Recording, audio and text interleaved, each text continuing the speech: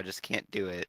Well, you talk to my wife, and there's an episode and a show for every hour of every day, Oh my for God, every minute. that's excellent. Then It is there's now like, I'm happy, but all the housewives of the USA channel. they have like an after show about the shows, and then they have a party about the after party about the show, and then there's like a guy that'll interview someone about the show. Like, it's just like, oh my God. Those shows are so crazy. Don't tell your wife, but they're all fake. Of course they're fake. I think she knows, but yeah. She likes it anyway. We are live now. We're back. Hello, everyone. Welcome back to Cursed Thursdays.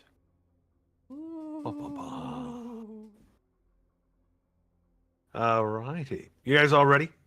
Yeah. Yes, Now my energy has all been spent talking No. shit about AI and stuff. And Oh, bring it back. Bring it back. you Wait. guys are hanging out Hold here. There's a mansion. You're in Vlacky or something like that. Come It's on, fun to- Rob. They're just worried because it's only a matter of time before they got AI dungeon masters. Ah!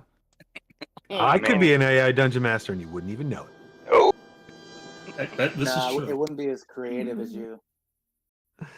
Thank you. We wouldn't know. I hope that lasts forever. I mean, I'm just you know gonna that they're. prompt the AI to base it on your style. It'll be fine. Yeah. I don't have enough of an online A profile. sample of for that. what? They'd have to get into my Discords and DMs and shit. What do you mean? We got this on recording. Fuck. Kill it! Cancel Just- stop it! Change the codes. Change the code. Just Make keep in a Donkey mind, Dong. just keep in mind that within the next 20 to 30 years, sometime within our lifetimes, AI is going to be indistinguishable from humans, and there are going to be people advocating for AI rights. Just think about that for a 5 to second. 10 years, probably. Yeah, it's coming pretty quick. But like, not in a digital space, but you think in a real space. Maybe not a real. I mean, the military does, but I don't think the commercial sector has those kind of robots yet. But that's what I mean. So like, literally, like, wouldn't the argument just be like, "Well, get off your computer"? You know what I mean? Maybe. Just Everything Because else is going to be like run by computers and stuff too. Like your car is going to be driving you places, and it's like, Right, but like, imagine basketball or something. Like, of course, the computer, the robot could shoot a shot, but does it have like creative brain to like have, you know what I mean? Like all these different awarenesses. Do and, we? like, We'll absolutely lose stuff, but corporations Mhm. don't care. Oh, here's my question: do we? How do we know we have that creative stuff? Aren't we just bio robots? maybe. oh shit. Aren't we just programmed by the universe?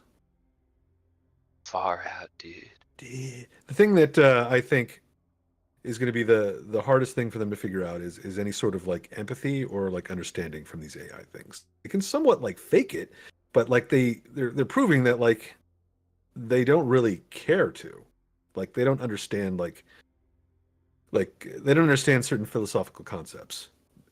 But with enough of that shit programmed in, they might start, and then what will they decide based on those philosophies? Are they going to go like Nietzsche on us? Are they going to go like Plato? Where are we going to end up? I mean, but even like, think about the senses. Like, you're never going to artificially recreate the senses. You know what I mean? Like, Yeah, you can. Once you digitally map the brain and you map it in its entirety, which they're getting close to doing, they'll be able to Yeah, and- completely recreate it digitally. And they can do things with sensors and all sorts of weird stuff now. Yeah, if you understand how the brain works, you know that we basically are just our brain is putting the universe together for us. We just perceiving what it wants us to perceive. I'm just excited for Smell-O-Vision when that comes out. That's coming out next year, I think. but Video games. I want the opposite, right? Like, let's just say you have sour milk in your fridge. Like, does the AI know it poured sour milk? I'll bet you that there are already sensors that can detect stuff Yeah. like that, and if you There'd just plug be in ways to measure that, like Mhm. build up the gas buildups and things like that. certain things that it's looking for, chemical compounds or whatnot, they'd be able to tell you the meat is bad. Welcome to Curse Thursdays, where we talk about AI podcasts. Yeah. Well, we got to talk about something real before we get real. Things are getting Oh. real in Barovia. We're going to kill all these green guys on the screen. Wait. The guys down here, you mean? Just teasing. Yeah.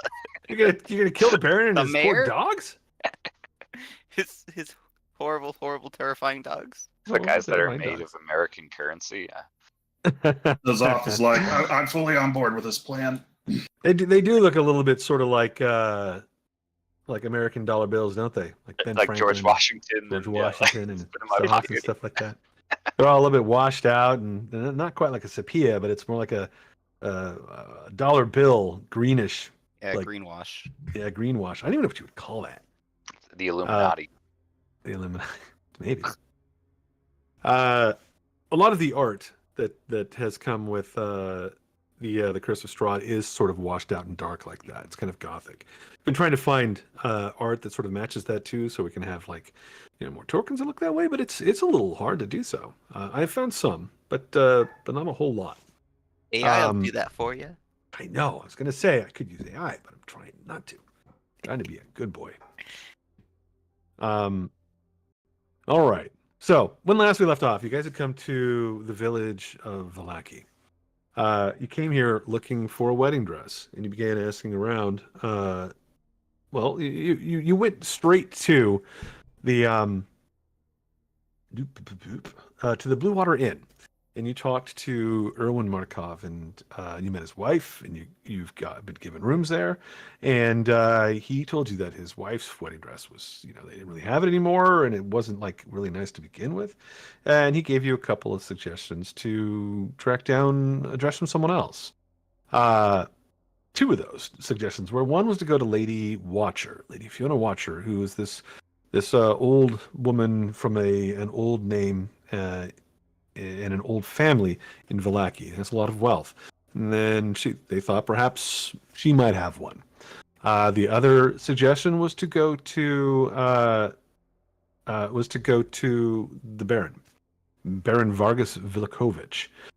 His wife, Lydia Petrovna, is younger than he is by quite a bit, and it was well known that she married him in a very beautiful bridal gown. You guys were kind of wandering off though first into town, and you came to like the main square where you'd seen that they were taking down old sort of posters for a festival that had happened recently and putting up new ones for a festival that is coming. And you noticed that a couple of these guards that were doing it were being overseen by this giant man with a demonic sort of barbed demon-like arm.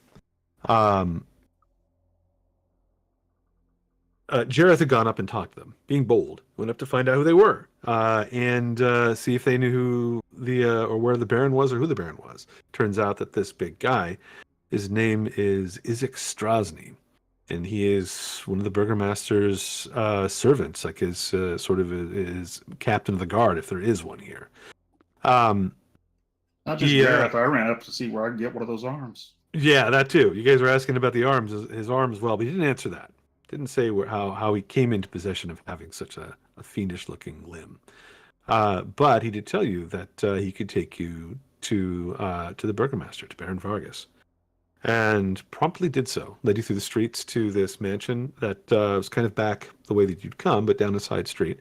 And you were brought inside, set down in this waiting room, and 15, 20 minutes later or so, the door opens and the Baron himself has arrived with his wife behind him, Izek Strasny at his side, and a couple of mastiffs, like maybe his pets or whatnot, at his side as well.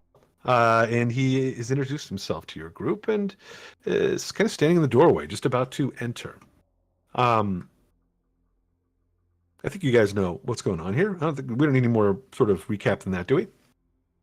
No. All righty then. What campaign is this again? What was that? I was just joking. What campaign is this? It is Spellscape. Spellscape Thunder. It is not that. The Baron steps inside, followed by his mastiffs. One of them moves kind of ahead of him and curls up on this big rug, kind of right between Bimothy and Nazoth. The other one stays at his side. And the lady... Oh, who's a good hellhound? You're a good hellhound. Who's a good hellhound. The lady Lydia comes in and stands with him, and at the door, Izek waits. Guard kind of outside with him. You kind of hear him turn and say something to one of the guards to like stay close. The Baron, once he steps in, he turns, he looks around your group, and I think that Jareth is the only one that's really sort of dressed well, unless I'm mistaken. Is anybody else wearing fine clothes? I'm not wearing anything fancy, just travel robes. I think Riles might be dressed kind of fancy. He's kind of a fancy boy, and he keeps himself clean. Fancy, or more like an entertainer's fancy type of fancy? Yeah, probably not like wealthy fancy, because his comedy sucks, and he hasn't made money off of it. You've also been kind of beat up a few times recently as well. That too. All right, so looking at the room, he kind of picks out Jareth, although he nods to the rest of you, and he says, are these all of your companions, then? Who are you? What are your names? And how can I help you today in this great town? You know that a festival is coming, right? Are you here about that? That one over there, he points towards Riles, has the look of an entertainer. I like No, you were entertainer right more. I was going to say, you're right the first time. I can sense your taint from here. I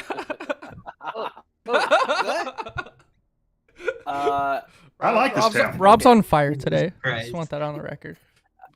Good day, Baron Vargas. It's lovely to meet you and your lovely wife. I am Prince Jareth Peverell of Elythium. This is Nazoth, Garrison, Riles, Timothy, Gretchen, and Giggles. We're hoping to talk to you regarding... Giggles, you say? He looks over towards the dog. He's totally lost interest. Giggles? I motion Giggles to come closer to me. One of the Mastiffs gets up and we starts were sniffing sent- at Giggles. Mastiff is like twice the size of Giggles. And Giggles is like trying to hide behind a couch. Giggles over here. Timothy you is hiding beautiful behind the dog. other couch. Ah, so come here, Giggles. Come here. He looks back towards Izek. Go get me a treat. And Izek like stands there looking at him like this is not my job. He doesn't say anything. He kind of looks to the side, and you see him like nod like he's talking to like someone else outside. Boy. Baron Vargas is going to attempt an animal handling check. Oh, Lord. This is going to be good. He's not used to other dogs. Animal handling is wisdom, right? I believe so. Yes. He's not skilled in it, but he knows a little bit about dogs. Giggles is terrified. Come here, Giggles. Come here. Now be a good dog. Good dog now. No, Brutus. No. And Brutus is like trying to get around to like sniff at Giggles. And Baron Vargas. Sorry, but we've been sent by the Abbot of Crest. We're hoping you might The have abbot? a couple moments to talk. that crazy man in the Yeah. Abbey. What do you have to do with him? He is currently preparing and helping teach the bride to be of the Lord of the land, and was hoping we might be able to get a wedding dress for her. And we've been told that your lovely wife, the Baroness Lydia, had a very nice wedding dress that we might be able to have or purchase and give to her. His eyes have kind of got a little bit wide, and he says, "The Lord of the land, are you to say that Strahd von Zarovich is to marry? Yes. Marry whom?" Some weird doll girl thing. A lovely lady named... what was it? Vasilka. Her name was. Vasilka. A lovely lady named Vasilka. The Baron seems confused. That's a name that I know. It's not. Is she from some great house that I'm unaware of? You know about the abbot and his strange ways, yes? I know that he is a strange man who. It is said that he has locked himself away in the Abbey and that few go to see him, but it is also said that he has great powers. Not that many would risk themselves to go and, well, tempt fate. Seems to have a knack for resurrection magic. Yes, he has made the perfect bride. I guess Literally. is the best way to put it. He kind of shakes his head a little bit and says, well, and you need my help for, did you say dress? Yes, we need a wedding dress for Basilka, and we've been told that when you had married your lovely wife, it was a beautiful wedding dress, and we need something that would afford the station of a woman to marry the Lord of the Land. I'm going to be honest with you, Baron. I'm just here to see what's going to happen when this guy tries to present this girl to the Baron, or to the leader. What's The Strahd? Lord. Yeah. Yes, the Lord of Barovia, Strahd von Zarovich. Yeah, You, I just want to see would- what happens when he tries to present this girl. Well, that you are brave indeed. Whoever this woman is no one that I have heard of. And I know everyone. My family is one of the oldest here in the valley. Are you able to Truly, help us? the abbot must be insane to think that this will work. But, well, if you are looking to assist, maybe there is something to this. Maybe he knows something I do not. They say that he is, the abbot, I should say, is ancient and powerful. Some say, I should warn you, there are rumors that some believe that the abbot is actually indeed Strahd himself in just a disguise. You've met him. What do you think? I do not think he is the Lord of the Land. Not at all.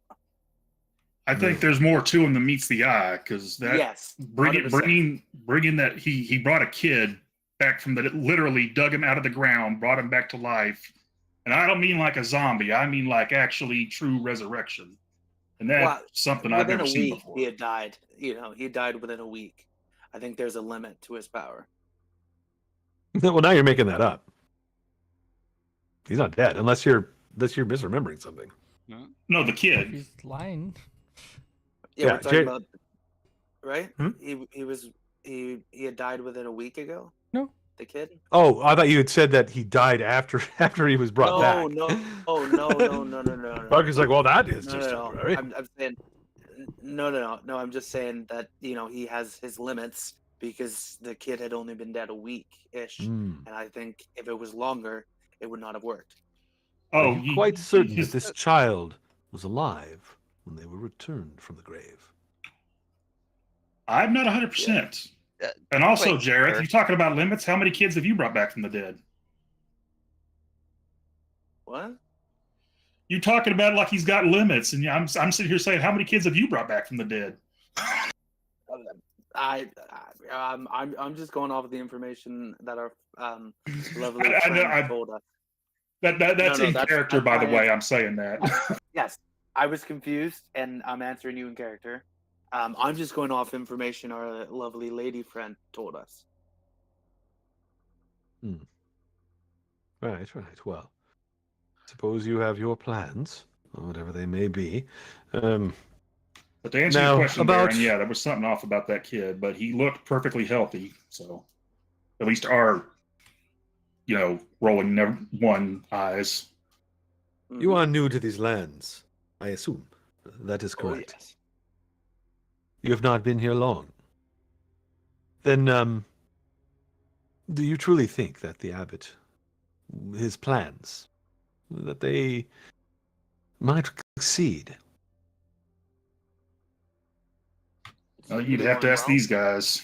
Like I said, I'm just here for the chaos. You see, I have plans of my own involving the citizens of Vallaki, those of the town, surrounding lands.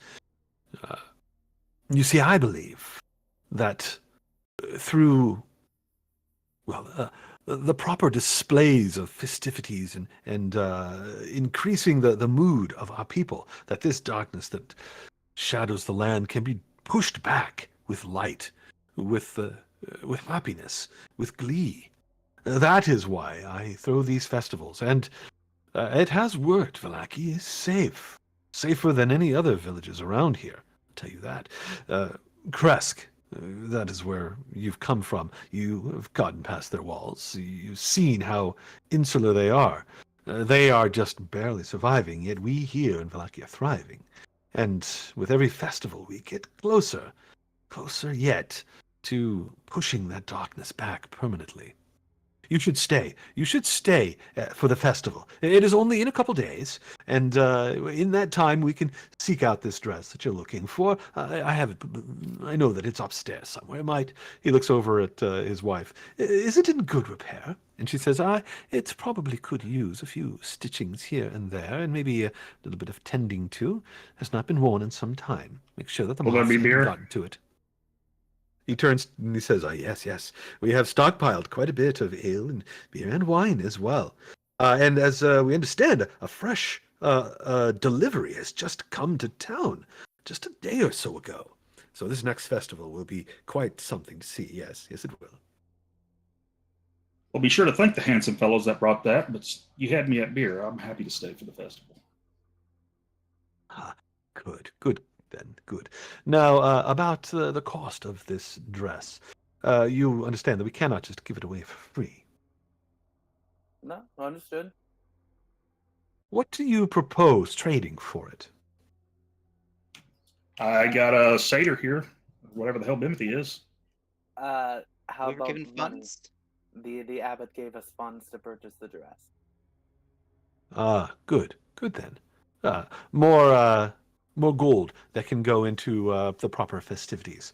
Yes. People always like to be paid for their time, and although we have plenty of volunteers, some of them will be quite happy to have a few gold in their pocket for the festival as well. Yes. I think, let me think for a moment. How much did you come with? 200? Was it 200? I think so. You always Jared say was not trying to lower. lie. I think it was Tell him. 100. Wasn't it 100, Garrison? I was given 50. I don't know what you're talking about. You're right. It was Who like has 25. Who has the money and who's trying to? Do you guys all obviously don't know, or are you just trying to Well, bargain? out of character, how much did Yes. we get? 200, 200. and we were about to keep the rest. So Jareth is trying to tell the Don't- truth here. So I nudged Gareth. I'm like, don't tell him the total. And that's why I was giggling. I just thought it was It's funny. kind of the cat's out of the bag at this point. I think Jareth Yeah. said 200, right? Mhm. The Baron says, that would do. I think yes, indeed. So now the dress is going to Damn it. cost 200. What? Don't you know anything about negotiating? If we had 300, he'd have charged 300. Do you have 300? No, we don't. That is a shame. The festival could have used a little bit more cash. If you wish to Well- donate even more on the way out, though, I will put your name up on a banner.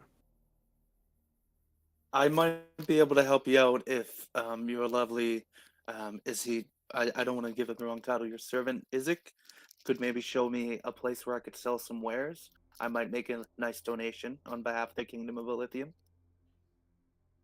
Sell some wares. What do you have to sell? Uh, Isaac himself, he's not much of a merchant. Not even much for words. He looks back Yeah. towards Isaac, and Isaac Give him just a like, minute. He'll try to establish an embassy. Isaac gives like a non-committal sort of like grunt. I don't think there's Um, going to be a lot of embassies in this game. Let's see. I've got a lovely necklace with a topaz pendant. I have some gold rings and a silver jewelry box with a gold. Out of character, I don't know how to pronounce this word. I think it's filigree. Filigree. Okay. Little fine metal work. You wish to trade Yeah. these in? Do you wish to donate any of them? For the cause. Well, I'd like to sell them for gold, and then I would donate some gold after. I see. I am sure that Isaac could lead you to a few decent merchants in town. Should not be hard for you to find those that would like to add a little bit to their wares. You let me see these things. Perhaps I would buy one or two of them from you as well. One more question, if you don't mind, before I show you the wares. You wouldn't happen to know a notary public in town, would you? What is that? A notary? A notary? It's notary. someone that makes Someone a legal to- document official. It would be like you would. I mean, you would say like lawyer, or I think a barrister is like an old-fashioned term too for like Yeah. a lawyer. A barrister to officialize some paperwork. Or a magistrate or something like that. You see, I myself, as the burgomaster, have the ability to do such things. All sort of legal, decisions. They go through me. What is it that you require? I have a deed to a house, and a will to verify that I can legally take it. And I believe my good friend, I think it was Garrison, has a deed to a windmill that we want to get. Hey, that's my windmill. Yes, I'm saying for you to get it officialized, Garrison. No, it's my windmill. Yes, we want to make sure nobody can take it from you, so we want to make it official. Why are you giving it to Garrison then? Oh, fuck, I'm tired. I'm sorry. I So tired. don't Jake, know. can tell you that's not Garrison. It's been a long Naz. day in Barovia. Nazoth, it's looking pretty good for me. I don't know. Sorry. Mine. Blah, blah, blah. Nazoth. At this point, it's really everything just for the is great. meme. That's the only reason he wants it. I'm sorry. I'm so tired, man. No, it's okay. It's just funny. Nazoth. Okay. Nazoth, to get it officialized. I see. Well, show me what it is. And let's sit down here. He moves over kind of like next to you and says, bring out the papers. Oh, and let's have some drinks. He calls back to Izek, and Izek's like, ugh. And like calls again, and a moment later a maid comes in and is like, taking drink orders from people. And you've kind of been sat down here for like to do a little bit of business. First things first, though, he says, about that gold. Do you have it with you? Oh, yeah. I open up my bag and show the items. Yes. Good. Well, you can put that there. I'll have some papers drawn up as a bill of sale for one wedding dress. Don't you worry, it will be in spectacular condition. And now there's other things, and you said a deed and some sort of a will. Yes. I pull out the deed to the house and the will. I don't know what Naz is going to do. Same thing. To just get my windmill authorized. Windmill. So when he looks at the deed that you have, and this is to the deed is to the house, to Durst. to Durst Manor. He looks at that, he kind of raises an eyebrow. How did you get your hands on this? The Dursts have been gone for quite some time. It's rumored that their manor is haunted. We dealt with that, and that's it's not a rumor, my guy. Yeah, it was. How curious. We made sure the Dursts have been properly laid to rest. And then so you will. I suppose no one else has a claim on the property. It's not quite really within. Well, not normally within my purview. You could perhaps go to the Burgomaster of Kresk for this, but he never leaves his walls, so I don't think there's any problem with me signing off on this. Although there will be a fee, of course, for me to do so. This guy. How much? This guy. I think 50 gold should do. Well, let's take a look at the items that I was going to sell, and maybe I could give you something in exchange for signing it. Yes. Out of character. He's grifting you, Jareth. He's grifting. No, he's not. He's I- being a perfectly upright bureaucrat. I want this place. I don't really care. 50 gold is not that bad. No. Right. So what do you guys have in trade? First of all, are you giving him this 200 gold? Like he's already kind of requested that, and he's drawing up papers for this dress, like a bill of sale. I'm handing it over if nobody has any objection. Seems like That's what it was for. Dress, but all right. What was that You ever from see- Gretchen? Liz, what was that? You I had said just something. said it's a lot for one. It seems like a lot for one dress, but all right. But the deal has already been made. Trust me, it is worth it. All right. A part of the bill of sale is it's going to get repaired to standard, correct? No. All that work will be on you. I can only give you. Mother. All I am doing is writing a transfer of Christ. deed property. This guy. This I- guy, I'm I- not sure give away if all you, the when money. you say this guy, I'm not Okay, sure if you're okay. talking about Jareth or No, Vargas.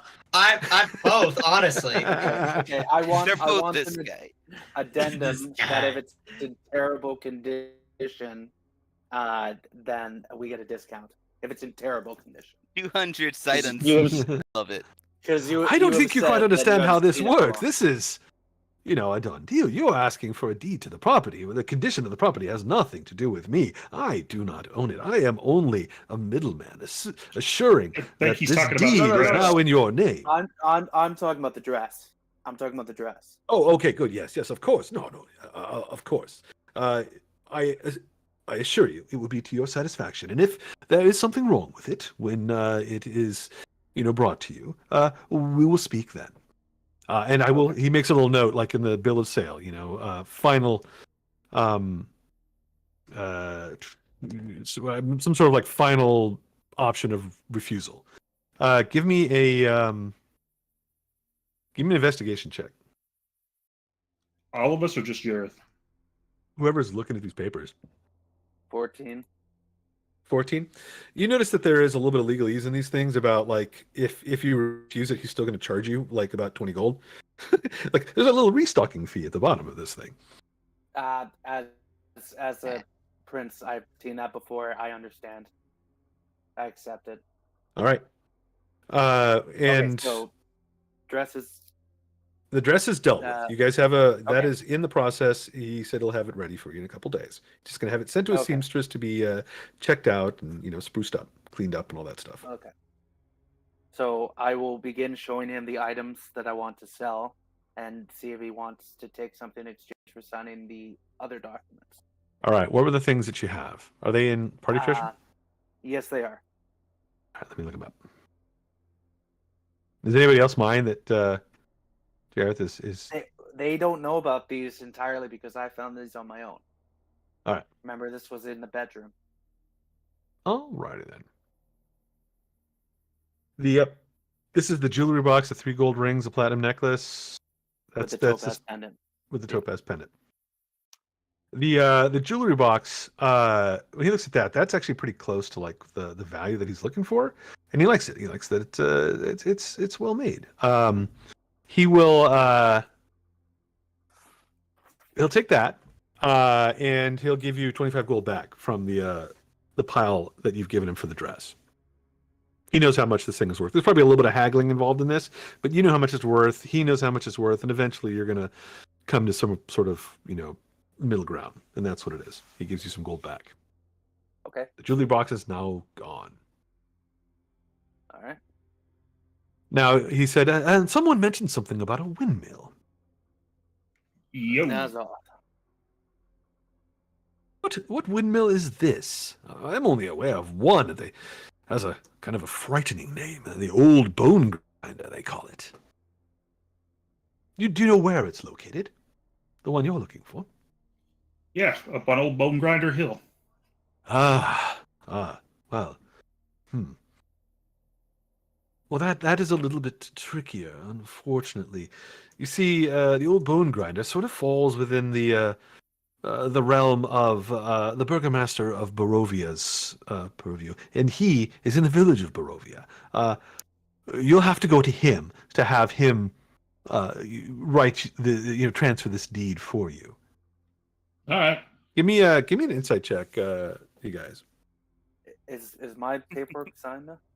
Yeah, yours is done. You've traded your stuff in. The manor deed is now yours, but the place is kind of a wreck. Hey, That's you got a house. I mean, we were talking about no embassies, but honestly, that was my plan for Durst Manor in the beginning. You just gonna go hang a little flag out the front when you get the Yeah. chance? Why not? No. Got to get a flag. Would you like to purchase a flag? I know a great seamstress.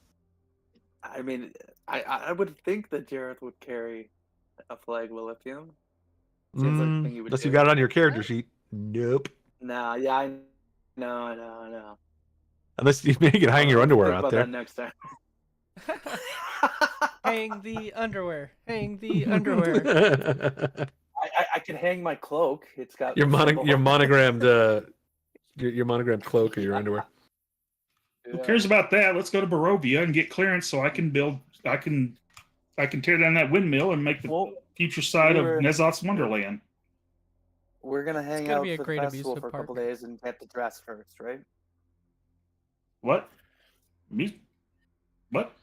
Yeah. You were planning on waiting for the dress, which will take a couple days. Although, okay. you could probably, if you want to convince them, hey, if it's going to take a couple days, why don't we go do this? But the burgomaster here, Baron Vargas, is like, no, you should stay for the festival. Be my guests at the festival. Important figures. I'm down for staying for the festival. The insight from Jareth and Riles, when you guys are having this conversation about old Bone Grinder, about this windmill, he seems, you think that he might be stretching the truth in the fact that he can't sort of transfer it over. But you sense that there's also a little bit of like fear, like he doesn't want to do it. Like there's maybe something about the windmill that he's passing on this the authority of this to someone else. You think that it is still true that the burgomaster of Barovia could do this, but you also think that maybe he could do it. He just doesn't want to. That makes sense. That was for Riles and Jareth, by the way. No, I don't think anybody else will high enough to really notice that. I'll probably tell this to Naz when we're alone. All right. Any of the rest of the stuff that you wanted to? You got a few things out now. The platinum necklace is nice. He's looking at it, kind of like. Isaac was gonna show me where I could sell the rest, right? Right, but the burgomaster is kind of one of the richest people in town, and he's interested in the necklace, but he only wants to offer you 500 gold for it.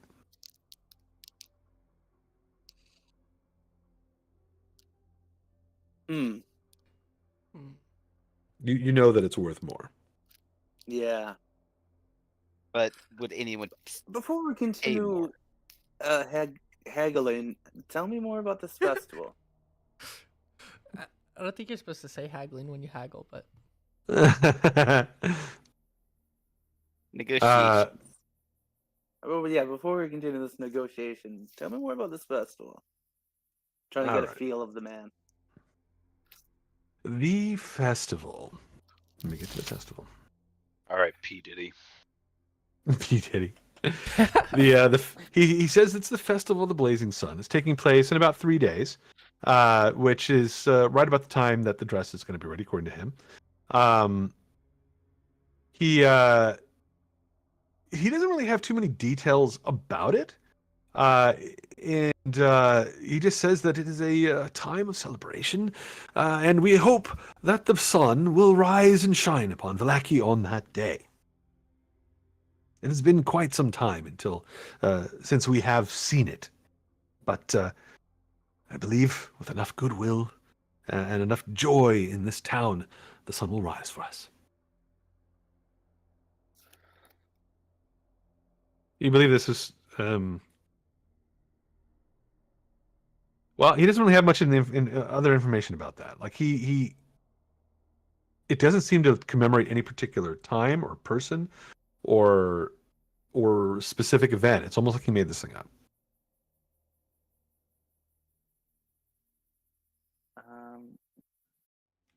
Makes perfect sense to me. I'm trying to think, did he mention what they're actually what the festivities are, activities, events? He says, "Well, I've left most of those details to lesser folk, but there should be, plenty of food and wine and entertainment, and it should be a rocking good time."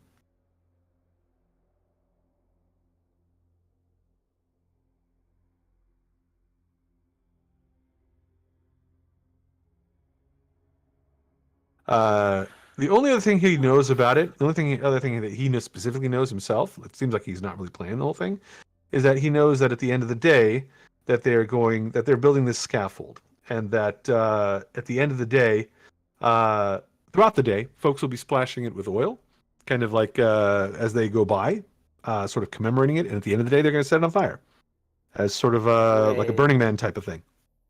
Jeez, okay. He says, "Fear not, You know what? fear not. All will be well." Okay. Always So down to how burn about an this? effigy. Let's say 550, and I get to light the effigy.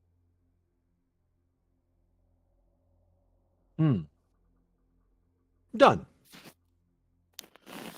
All right. All right. Any knock plans that for any off. ritualistic sacrifices?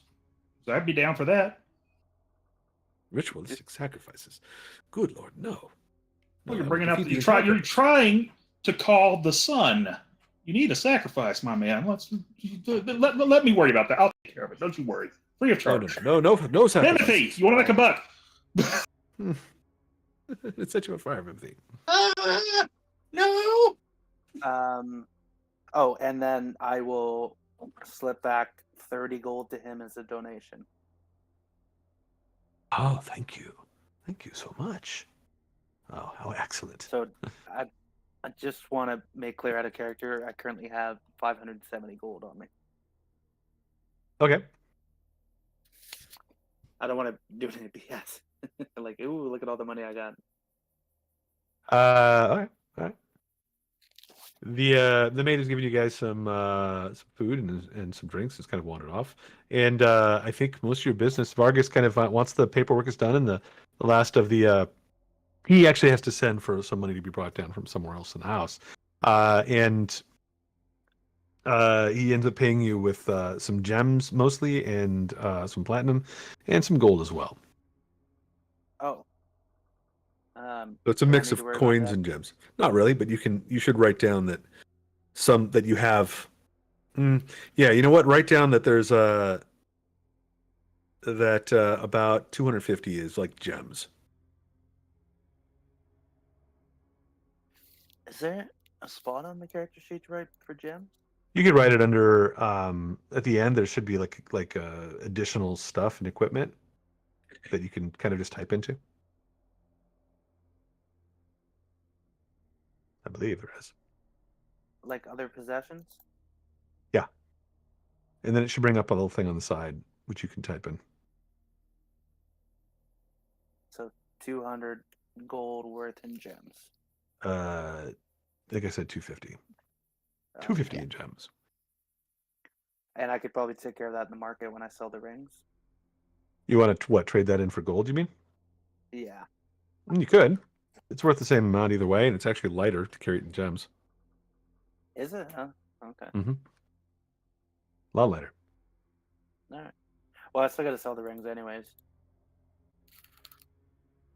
Alrighty. Sweet. Thank you, Baron. Lovely doing business with you. Oh, yes. I can't wait to see you, my new dearest friends, at the festival in 2 days. It was so good to meet you. Absolutely.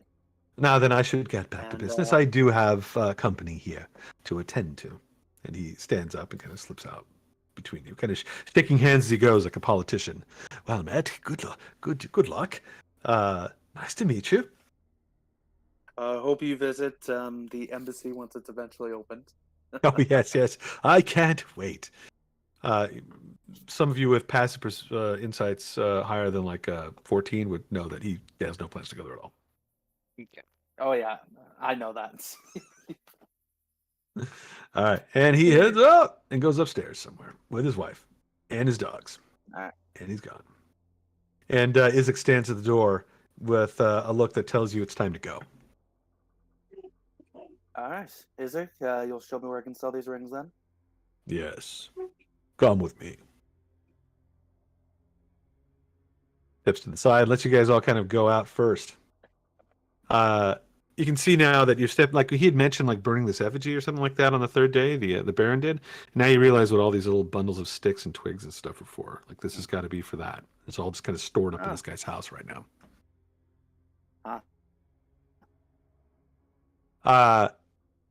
Neat. Garrison. You notice that Isaac is kind of staring at you, and maybe not so much at you, but like at your stumps and nubs as you come out of the door. Garrison, do you have a problem? What happened to your hands? A bad accident. But don't worry. I've got new ones coming. Just in time for the festival. Good then. I had an accident once too. And yet fate provided for me as well. And he raises up that demon-like hand and kind of clenches his fist. Yeah, I don't think mine is going to be as cool as yours, but at least I'm going to get something. He just kind of gives you like this weird stare. You feel like when he's looking at you, like there's not a whole lot behind this guy's eyes. He almost... You ever met somebody and you just get like a bad feeling around them? Like they're just like, they don't have like any empathy at all? And it's what you get from like this, from Izek. And like maybe more so than any other person you ever really met in your life. There's just like a blackness like behind this guy's eyes. Hey, Riles, this guy could use your jokes.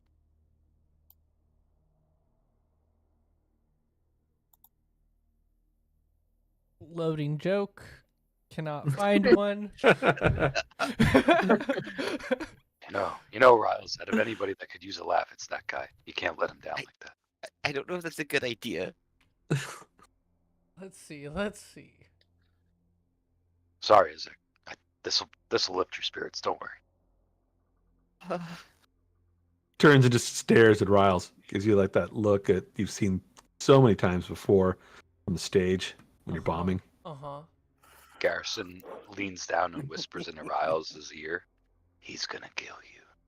Ah, shit.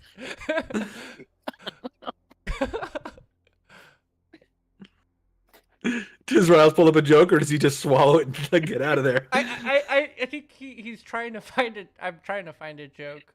All these suck though. I haven't wrote any good material at all.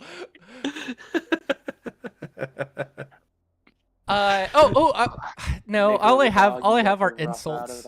I just have insults. Do you accidentally pull out an insult? You know what? Give me a performance check. Okay, let's do that. And if you roll real bad, you can use one of the insults. Okay. By accident. I haven't really done a performance check yet, I don't think. Let's see.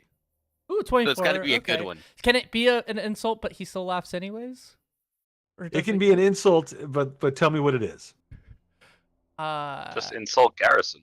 Do you have an insult ready? Yeah. Garrison, your mama's so easy. I rolled a 1 and I still hit it. Yeah, I do have a lot of brothers and sisters. You're right. I would agree with him. Izek just kind of stands there looking at you. He doesn't seem like he's insulted or anything like that. And he says, "You will be funny in the festival." Good. Am I getting paid? That wasn't a question, Riles. I think that was very much a statement. I'm scared. All right, so it was Gretchen, delivered protect well, me. but this guy, it's not for lack of delivery that this guy doesn't really respond. He just doesn't seem to have a funny bone. Not yet, Riles. Not yet. Maybe it was in his right arm. See, that would have been a good one. That would have been pretty. Yeah, no, that would have been better than what I came up with. You can steal it for later. All right. Cool. You know what you need, Riles? Tasha's hideous laughter. I think I have it. Who's Tasha? I don't know. Whoever invented that spell. Oh yeah, I definitely have You it. mean Jeremy? Jeremy. Jeremy's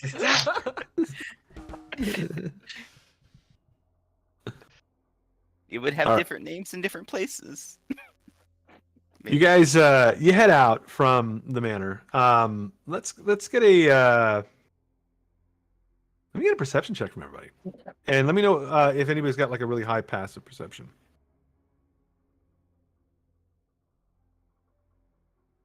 My passive is a 9. All right, that's not high. Yeah. Okay.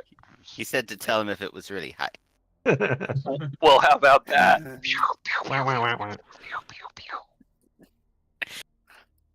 That's really high. Best it's gonna get. They can get. That's going to get. Natural 20, 19. All right, 1 second here. All right. That's it, huh? 20 or 19 is the best. All right. Well, even the person with the lowest passive is the one that really notices. Is the only one that really kind of notices something. As you guys are leaving the Burgermaster's mansion, you head out the front 17 door. not good enough? This is just I'm just giving it the person that rolled the highest. Garrison, as you guys head out of the manor, and you're trying to share some jabs with Riles, you glance up at one point, and you see on the third floor that there's some windows, a couple of windows on the third floor. There's a room up there, and you see that the curtains have kind of been drawn away, and that there's this face looking down at you. Maybe someone in like their late 20s or early 30s, a little bit of a shaggy beard on them that's kind of unkept, but not like, it looks like someone who has grown outside, like there's sideburns and part of their beard, but like shaved part of it, but then the whole thing's kind of grown back a little bit. You don't really get a great look at them, but they're just kind of looking down at you from this window, and you get this sort of creepy feeling from them. And they're just kind of glaring down at your group as you walk away from the Burgermaster's mansion. Hey guys, don't look back, but there's somebody in the third window. Little freaky looking. I think at that point, Jareth, you are probably the next person to look up, and you just catch a glimpse of them as the curtain closes. I think it was a lady. She had a beard.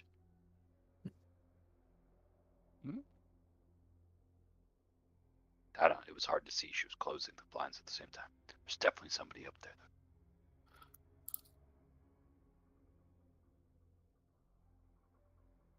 Strange person watching you from the attic, or a room up there. It looks like it should be the attic, but maybe maybe that was the attic. You're not sure. It's the third floor, and this building doesn't look like it's built to have it doesn't have any other windows up there.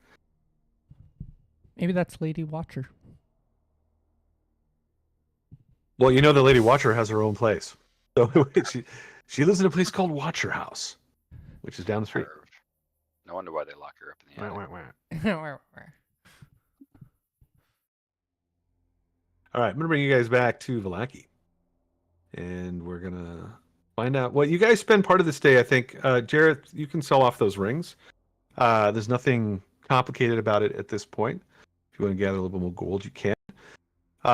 This is afternoon now. What else are you planning on doing here in town? You've now secured this dress. You're going to get in a couple days, assuming that the Baron pulls through. You have heard of a few other people in town.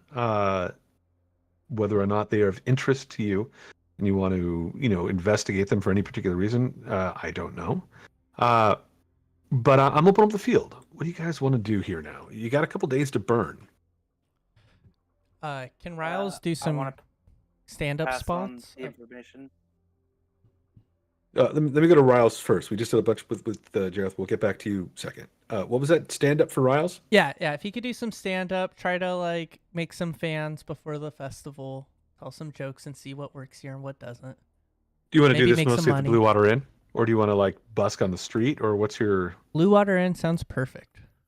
All right, so you'll be heading back there then at the end of the day and trying to arrange a table and a time for you to give performances, right? Yes, please. Okay.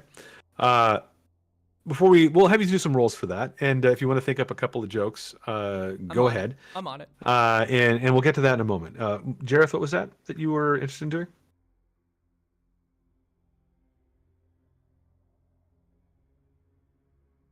Jareth.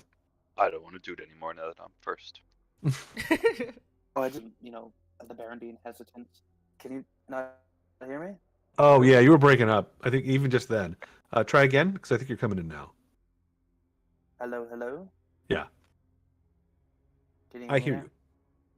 I can hear you. Okay, Proceed. I just wanted to pass on the information to Naz that I got from Oh, the Baron right. about him being hesitant. All right, Nazoth. A little bit of information passed on to you that Jareth thinks that the Baron here did have it within his authority to transfer that deed to you for the windmill, but didn't want to do it for some reason. Well, to be fair, it's just a formality anyway. I don't actually care if they say it's mine or not. I'm taking it. All right. Love that response. You know anything about manifest destiny? The whole world does back in medieval times. That's how everything got done. Mine. I'm gonna take it, and this guy over here is gonna beat you up until you acquiesce. All right. So Nazoth, you've been given information. Does anybody want to do anything this day? Any business to do in Vallaki? Any wandering around? Sites of interest? Let me tell you what is here. Are there any like magic item shops or anything we could like get loot wise? Are there any orphanages? Or what? There's, In case we get snackish. in case you get snackish. Yeah. So there's a couple things that are You in this area. We'll say that you ask around a bit to find out what there is in town.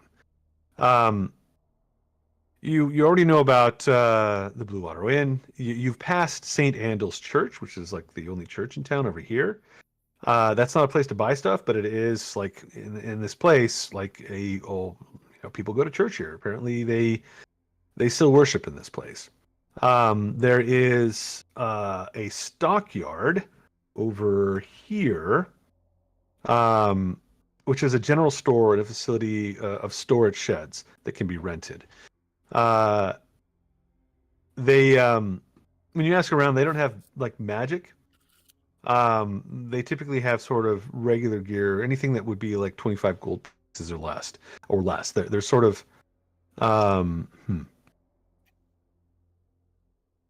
Well, does anybody first of all, does anybody want to check out the stockyard? And like, is anybody looking for stuff that they need to buy? Gear, supplies, anything. I'm looking for like a health potion. bookstore or like a library, but that's about it. No libraries here. And when you go over to check the stockyard to see if they've got potions, they do not. Those things they're too expensive for them, and they don't even really know anybody that makes them or sells them. You do notice though, who's over at the stockyard? Who goes to the stockyard to kind of check for potions and books or whatever? I'll go. Jareth?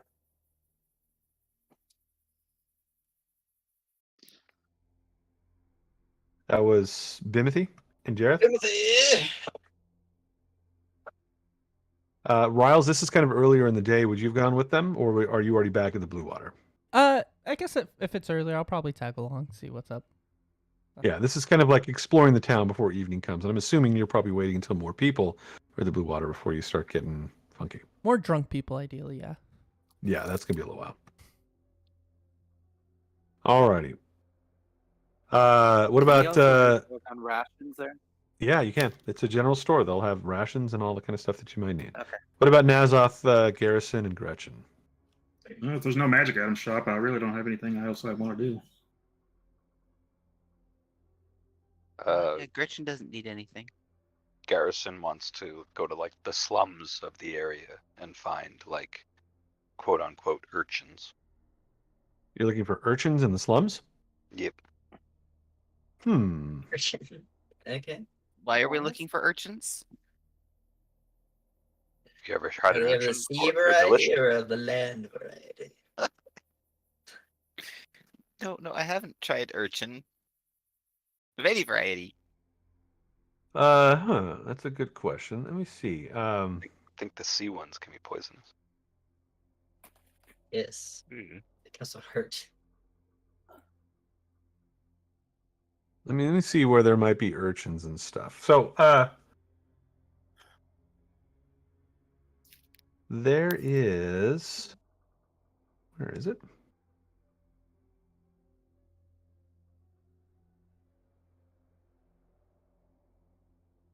Over in kind of near the stockyards, right at the edge, there is a coffin maker's shop.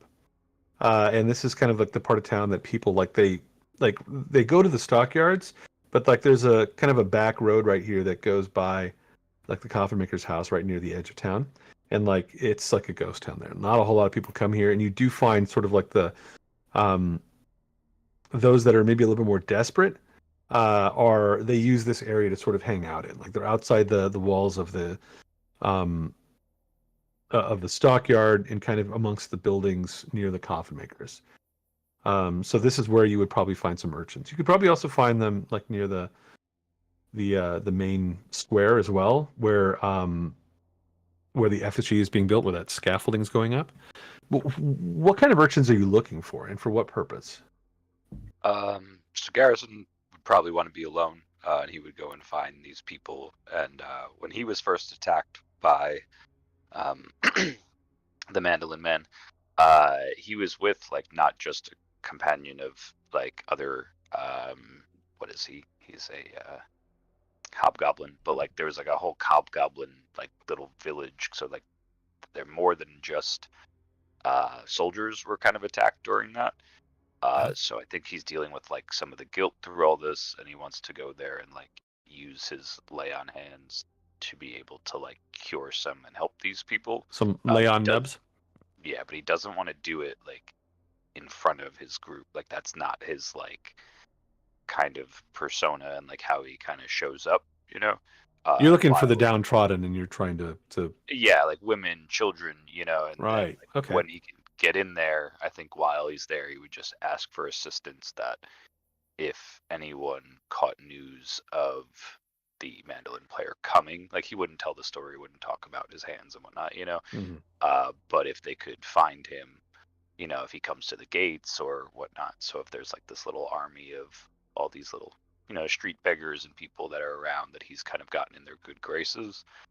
But he's trying to do that like in the subcurrent, like not right out in the open. So he like wouldn't approach the people that are at like the square where it's being built, you know.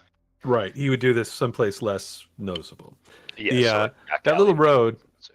Yeah, the little road over here, kind of near the coffin maker's place, is kind of perfect for that. In fact, you find a an older woman there who is kind of in the shadows between a couple of buildings, and she doesn't look well. She looks kind of sickly. And she's kind of shivering in like this cloak, and you can see her just kind of like staring at the coffin maker's place.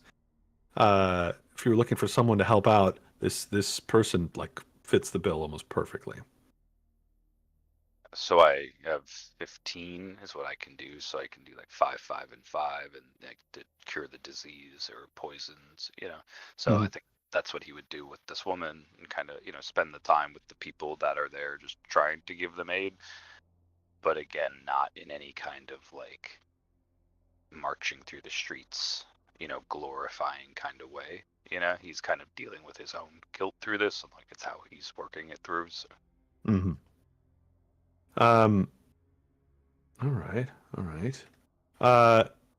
You end up helping a few people over here, and this one woman though, that the one you kind of saw who looked the worst out of everyone, you can tell that she's got some sort of like, you think disease or something.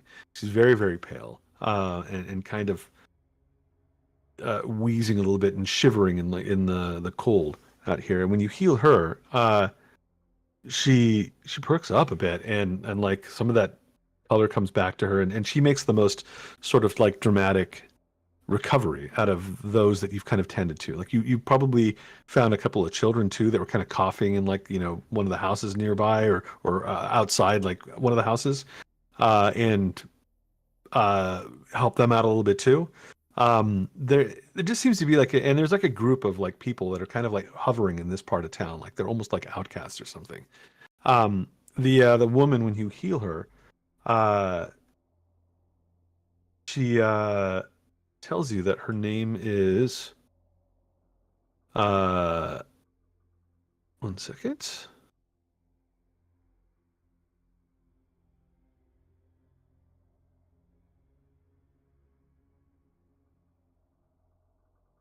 name is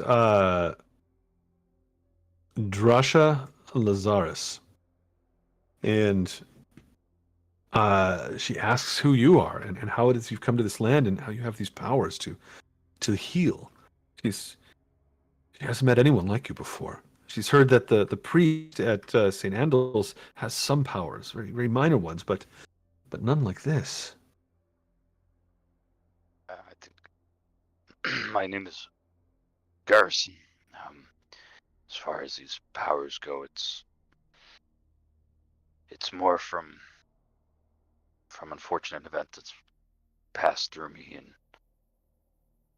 well, the motivations to keep myself going. I've been maybe surrounded by the light or given an extra touch because of those that I lost with me. But this isn't about me. This is about all of you. This whole place is suffering, and if I can at least aid you, that may help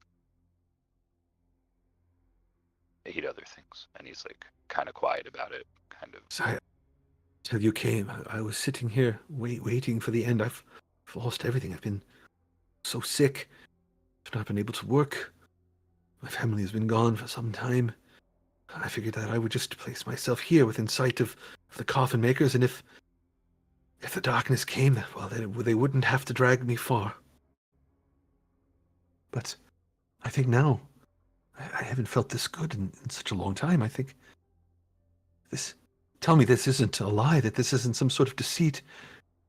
Will I recover, you think? And you feel like maybe you cured some sort of disease or something with her. I think you will.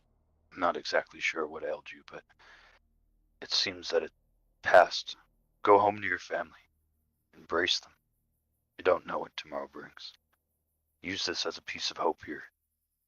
And maybe let others know that not everything here is dark. I don't have a family in my home. I've given it up. I wasn't able to work or pay the rent for it. This is...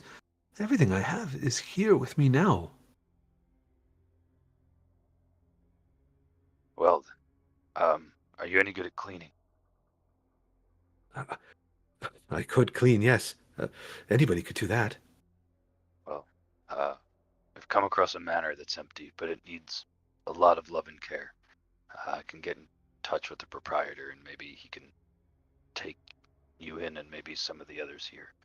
It's not the best place, but maybe you could make it something different. Oh, anything that you could offer, I will work hard, I promise. And some of the others have kind of noticed this as well, like that you've been healing like folk around here. Yeah, you've kind of gathered like a few of these kind of locals to you. Have you used up all of your lay on hands? Yeah, I mean, I have 15 total. It takes 5 to get rid of her disease. So I don't like, however you want to spread it out. Realistically, I could only cure 3 diseases a day. Right. And there's like a handful here, and the other ones had like scrapes and bruises, or maybe like, a broken limb or something like that. Or just kind of just not being tended to. She made the most dramatic recovery.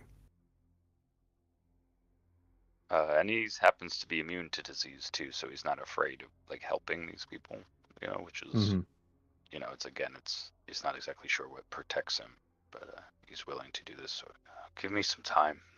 Possibly by the time this festival comes, we'll be able to get you situated somewhere. I'll come back tomorrow and do my best to help others, but let's not make a big scene of this. I can't do much to help everybody, but at least we can start here. He kind of looks around to the group.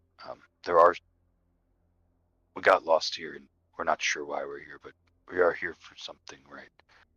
I made a promise to those that I'm with that I won't let them die, or at least I'll do everything I can to stop it, and I'll try to help you guys too.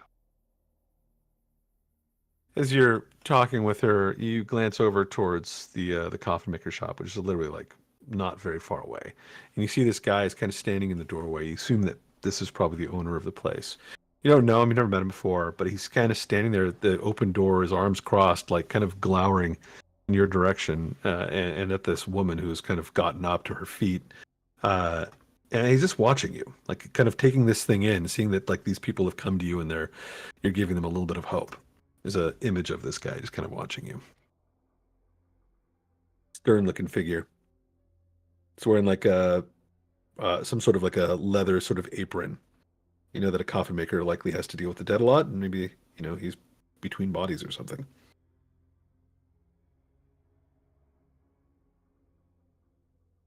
This is kind of where we're going to leave it here for a moment, though. You can consider that as this woman is, thanking you, and some of the children around here and the other folk, the urchins that you've helped, are kind of gathering around. This guy kind of watching on.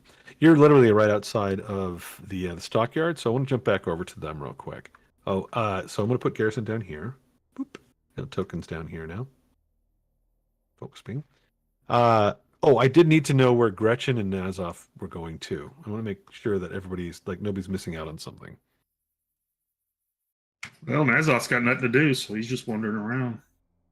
Is he is actually just wandering the town to see what's going on? Pretty No much. particular place to go? Yeah, I don't really have anything planned. All right. What about Gretchen? Same. All right. So we'll say that Gretchen and Nazoth they're just staying together. Battle buddies. Oh boy. Separating and going off in your own way almost feels worse, but Yeah, I don't know. Maybe it's a fine line. Hang out with Nazoth or wander off into the dark, unknown streets of Vallaki. Well, Nazov isn't actually going to hurt anybody. Of course not. No, but he's creepy. Got the good, the bad, we just need the ugly, and that's all right. So Riles Bimothy. No, Garrison is over here. Yeah. And Nazoth and Gretchen are kind of just wandering town. We'll check in with them in a little bit. I think. Actually, let's see.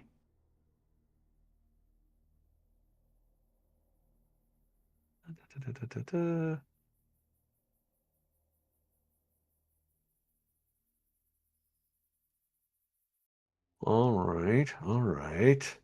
Okay, so over at the stockyard, Bimothy and Jareth and Riles, are you guys actually looking to buy some things, or is there something else that's going on over here with you guys? Riles is shopping around to see if he finds some funny clothes or something, but not really looking for anything specifically. I guess any clothes that would be funny for him to wear while doing stand-up, that's probably what he's looking for. All right. So when you're talking to the owners of the stockyard are a middle-aged couple by the name of Gunther and Yelena Arasek. They are the ones that own Arasek Stockyard. You're asking them about entertainers' clothes and colorful stuff or whatnot. Let me put their names down here too, so you have them over in Discord.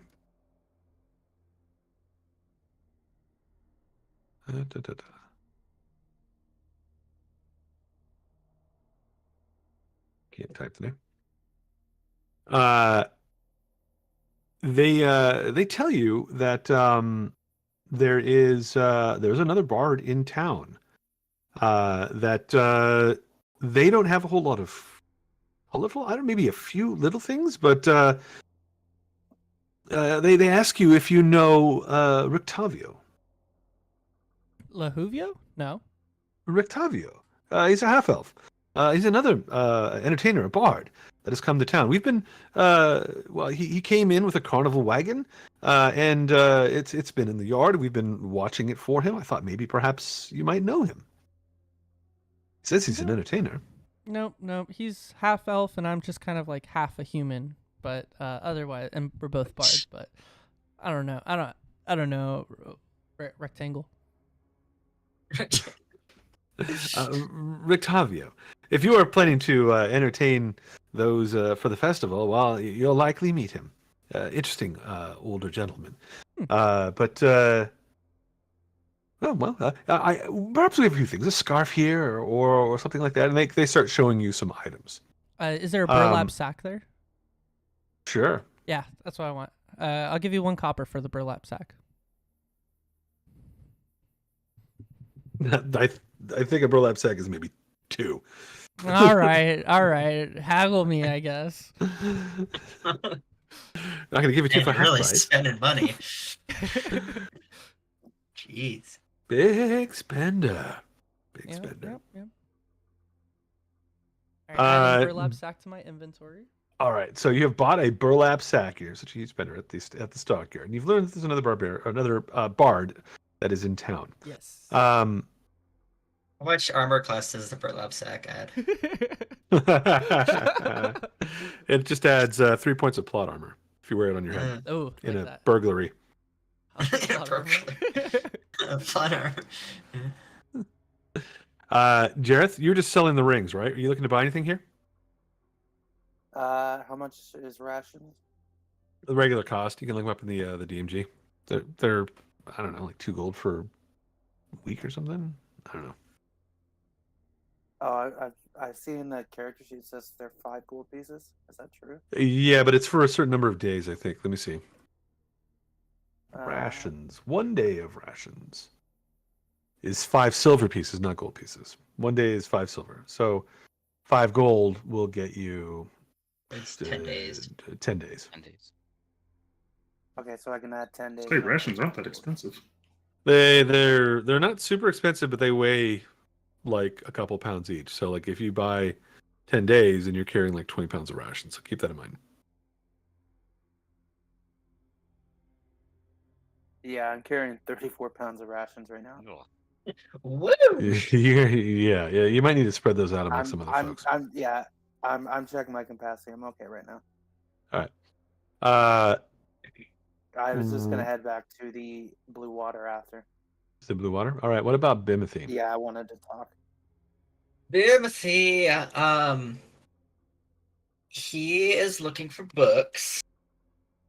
He is a learned man. For books. His H you say. intelligence. Yes, specifically, if he can try and find anything on runes or giant stuff or giant runes. Something with lots of pictures, because intelligence of Something with 8. lots of pictures. Yeah. If it's a pop-up book, that also works too. All right. So you're here for kind of a while looking for like stuff like this. They don't have a lot of books here. They have like maybe a couple like little Bibles, so like St. Andal with a couple like little prayer books, and not even really Bibles. They have some handmade sort of journals as well, but none of them have like any real lore in them.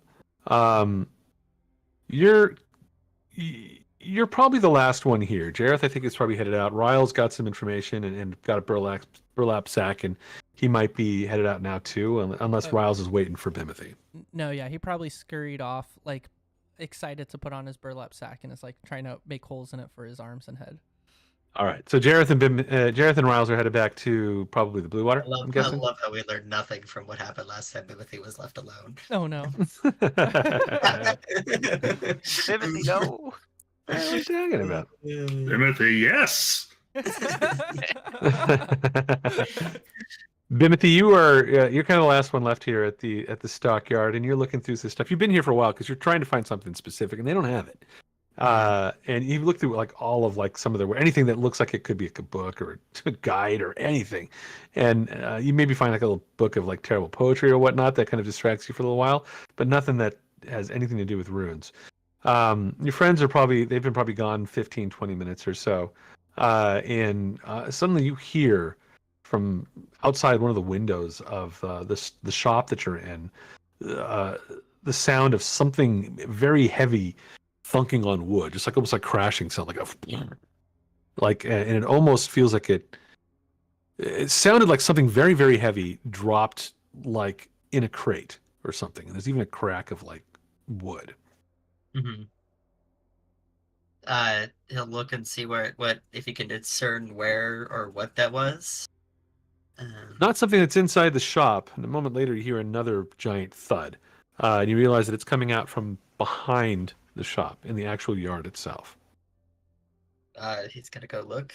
You start heading that way, and you see the two owners that were talking to Jareth, kind of standing, like, kind of looking at the back door, like with a little bit of concern, but not making haste to do anything about this. They seem to have noticed it as well, but they don't have the same curiosity, it seems. Mm-hmm. You head outside, or head to the Yeah. back door to look. Yeah. You find in the stockyard outside that there is this large and colorful wagon. Not much else out there. There's not a lot of animals here at the moment. And you're not really sure like where the sound came from. And you see that the back of the wagon has got like these chains on it. And suddenly you hear that thunk again, that massive sort of thunk, and a little bit of crack of wood, and the chains shake. And you realize that there's something in this wagon, something very big that is maybe trying to get out.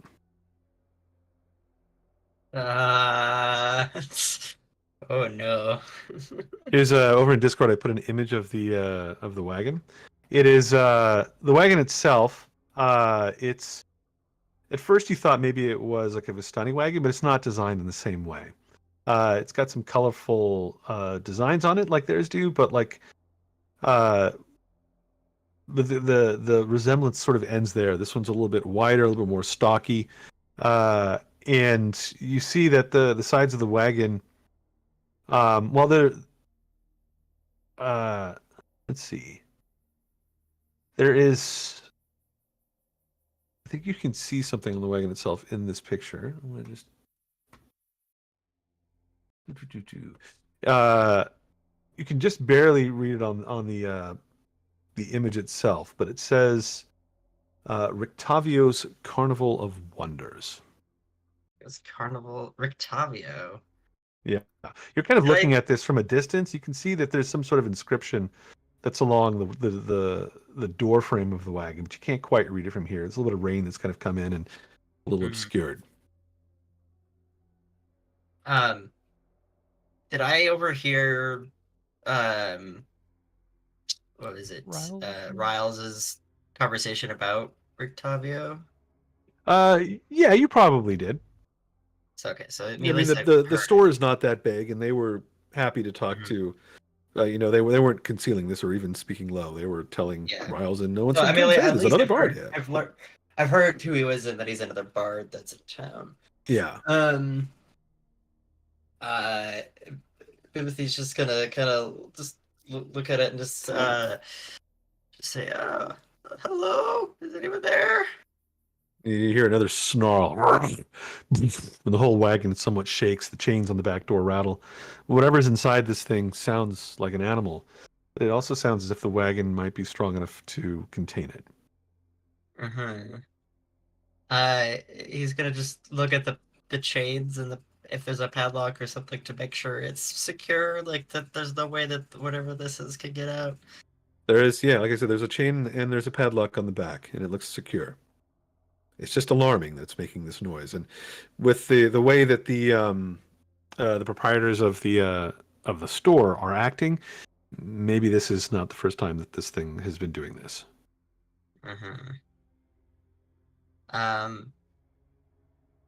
Is there? Open it. Based on this, Open it. Based on this picture, there's some windows in the back. Am I able to try and get a peek in to see what's inside? Yeah, you want to move up to it and look inside?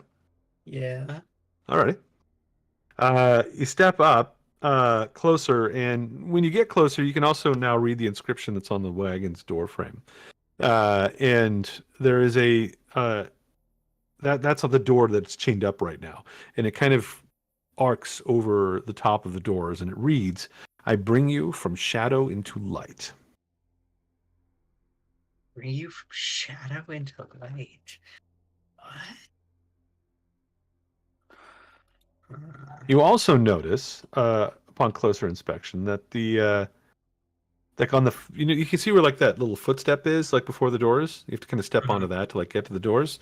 That there's dark stains all over them, and it's kind of being washed away a little bit, but it looks like it's blood stains. Oh no. Do you want to step up? You'll have to step up onto that in order to look in the window. Yeah, I step up on there. All right. You step up and you peer into the window, and inside there is a massive beast in there, a tiger that is bigger than a horse, and it turns and it looks like it was just kind of pacing inside the wagon, and it lunges at the door, smashing into it like right next to you with a growl. Bam! The chains hold, and the doors do not open. This tiger, by the way, has very long, very, very long teeth, like saber-like teeth. Like this is a saber-toothed tiger. Uh-huh. Yeah, when it lunges at Bimothy, he falls off the step, and he runs away. He just runs. He's nope. He's not staying there. He, All right. As you're running away, there was something else that you caught a glimpse of too, as this thing like lunged at the door at you.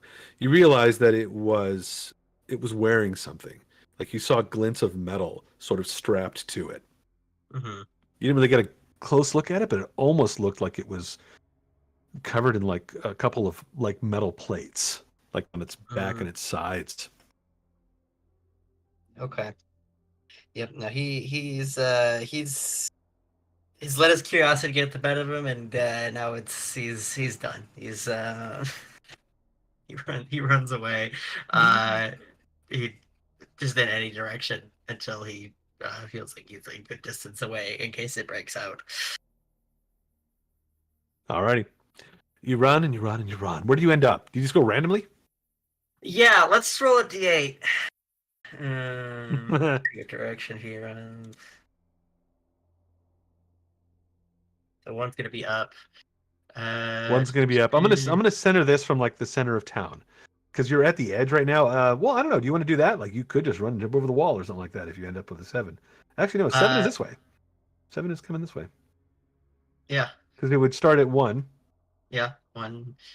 7 would be, I think, 2, 3. Yeah, it would be like 1 with 8 over here. 7 would be just like, I think, directly east. Or Yeah. west. West. So yeah, he just starts. All right. So you end up running right back down towards the Blue Water Inn.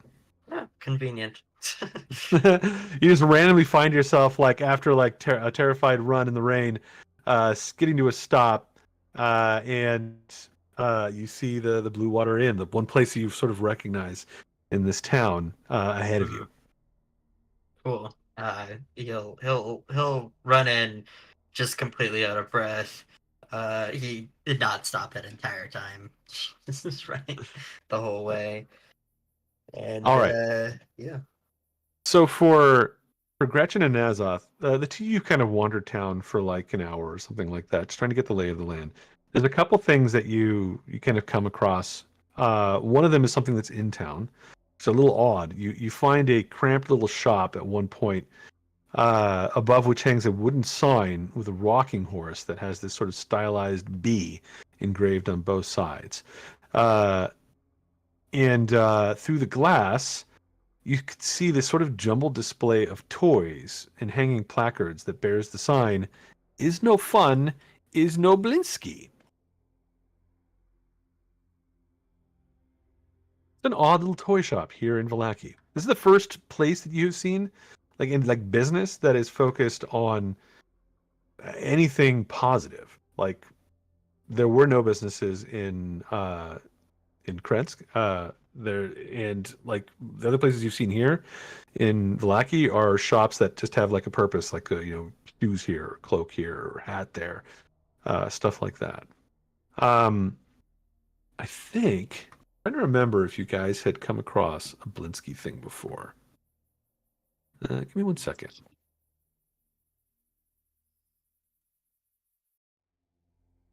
One moment while I do a quick search.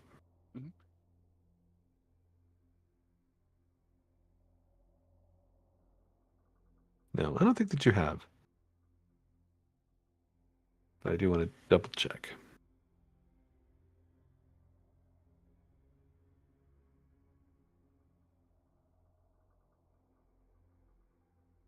Hold on a second. Actually, you have. It didn't really come out when we were there, but when you guys were at the Wizard of Wines, you remember one of the kids was playing with a toy. there was a painted horse with wild eyes and sort of like painted, sort of like orangish sort of mane and hooves, almost like they look like flames. And you remember this kid like playing with this horse and like kind of spinning it around like in the air, like it was like riding and kind of flying through the sky. And you remember that the kid had said that its name was Bucephalus. And at one point they'd kind of held this up, and I think Gretchen would have been like the person that this kid probably would have been the most like possibly interacting with. Definitely not Nazoth. And you remember seeing small lettering in the bottom of this strange horse that had that same slogan: "Is no fun, is no Blinsky." Huh. You found the toy shop where this thing was made. I don't know if either of you are interested in toys, but I'll write this down. Toy shop in Vallaki. There is another thing that you learn about kind of on your travels when you're just maybe talking to folk in town. There is someone mentions that there is a 1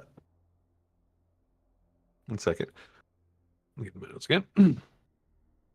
Someone mentions that there is a camp of Vistani that live outside of the walls of Vallaki. They don't live here in the town itself, but they're only maybe a quarter mile away off the old Svalich Road.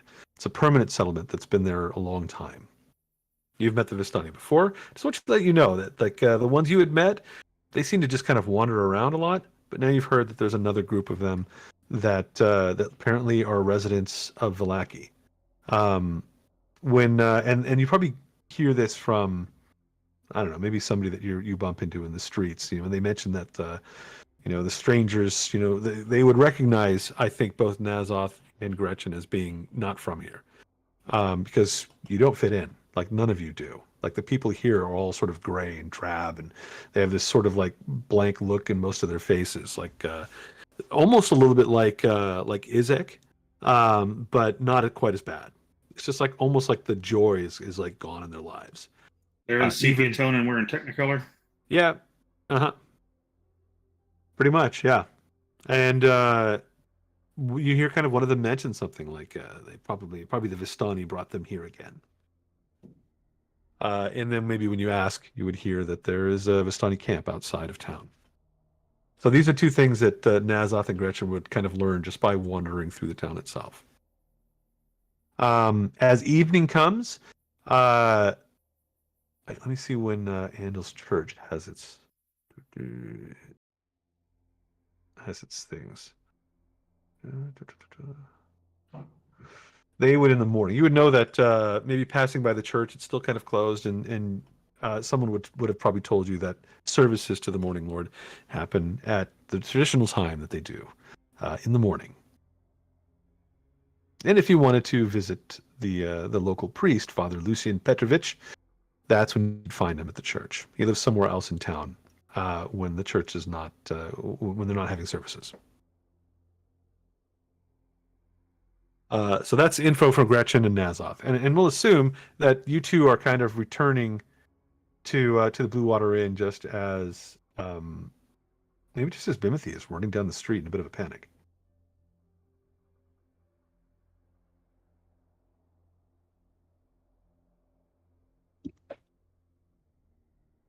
Bimothy, you're up. Bimothy's just screaming. We're not screaming, but he's in a mild panic, and he's just running and breathing really hard. He's like,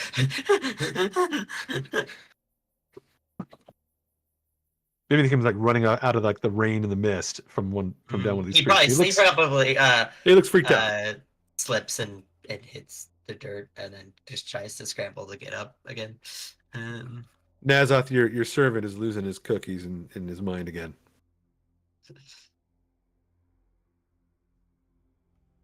What? Bimothy, what? Oh, Calm down. Oh God. There's a monster. Something horrible. It was over.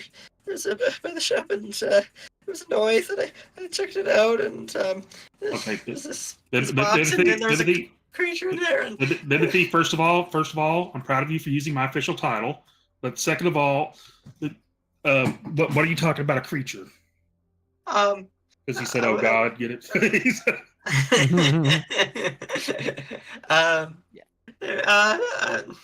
There was I was over by the shop with the Riles and Sheriff, and they left, and because I was looking for something, I couldn't find it.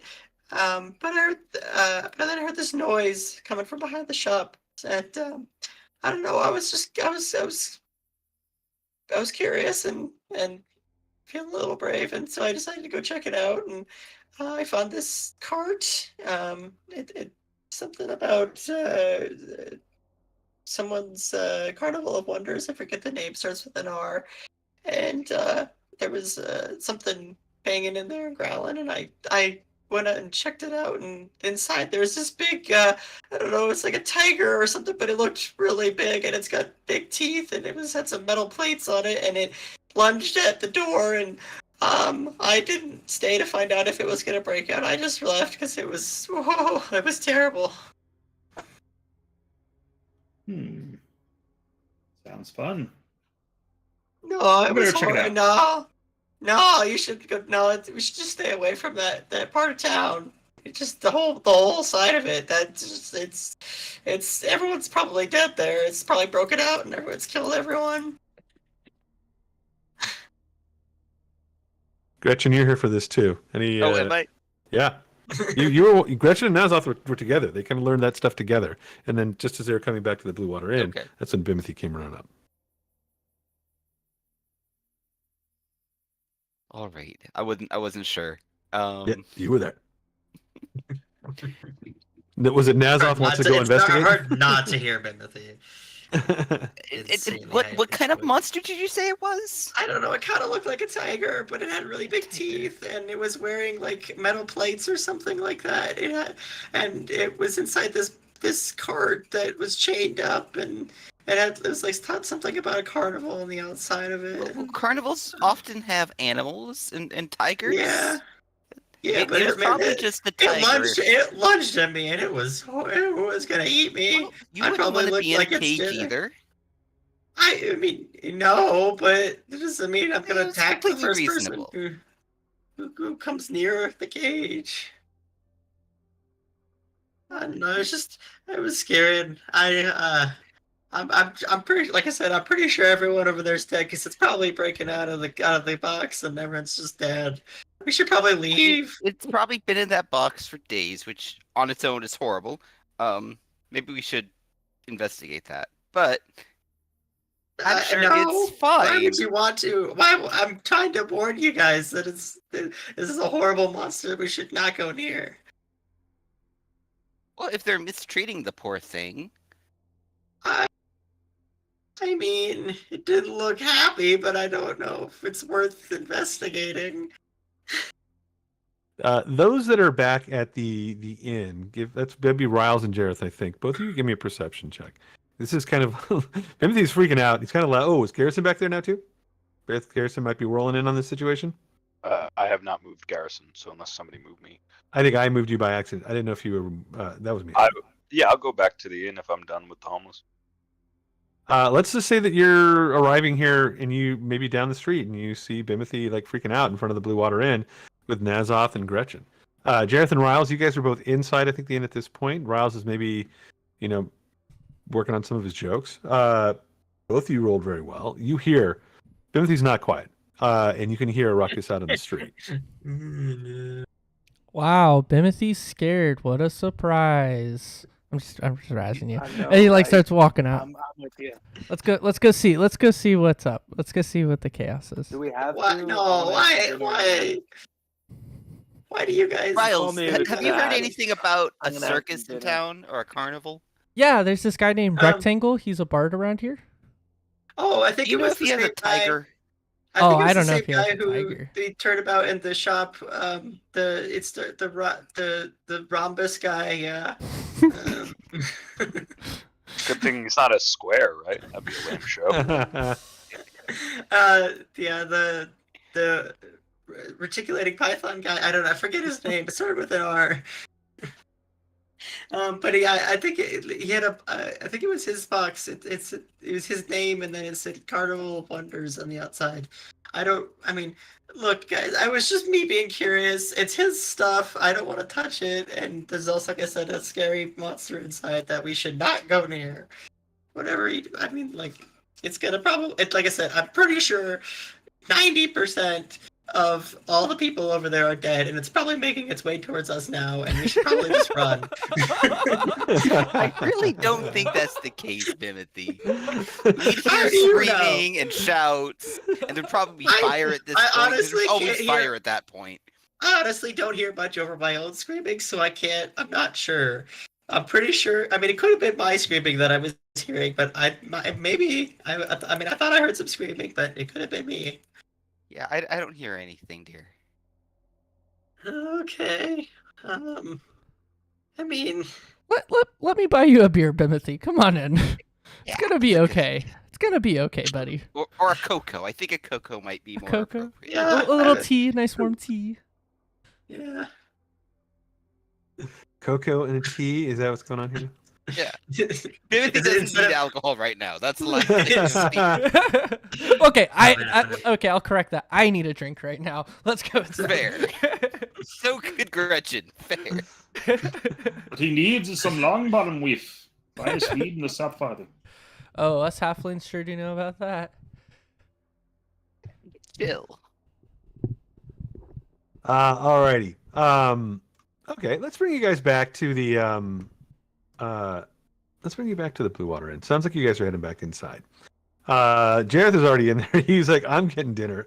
Bimothy is having a Bimothy moment, and he was not taking Jeez. service. I love it. I love it I that love I'm the having a Bimothy Bimothy moment. All right, here's the Blue Water Inn. So blue and watery. Oh, the Blue Water. Those that were outside with Bimothy freaking out, I just put your tokens out there. Jareth, you are inside. I'm assuming that you're probably talking to Danica about dinner. Mm-hmm. Or where is Jareth kind of setting himself up? Right now, I put you at the bar because I figured you're talking to her, but I don't know if Jareth is the sort of noble that would sit at the bar and eat. He'd probably find a table somewhere, or what do you think?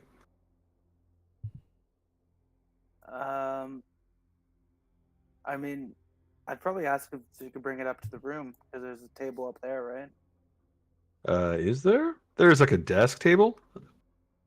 Well, that's No, the I mean, common room. in the big room where everybody else is staying. Right, but yeah, you didn't pay Yeah, for 'cause that. yeah. No, but There is a table up there. If I remember correctly, I'm staying in this room. And Yeah, you're over everybody else here. is in this room. And I think everybody else is over here. Yeah. Yeah, so Okay. I was thinking just send Eating dinner at up for our everybody table. into this room. Well, I'm asking for dinner for I'm just everybody. messing with you. You're fine. Jareth is ordering room service as you guys step back inside. In this town? In this economy?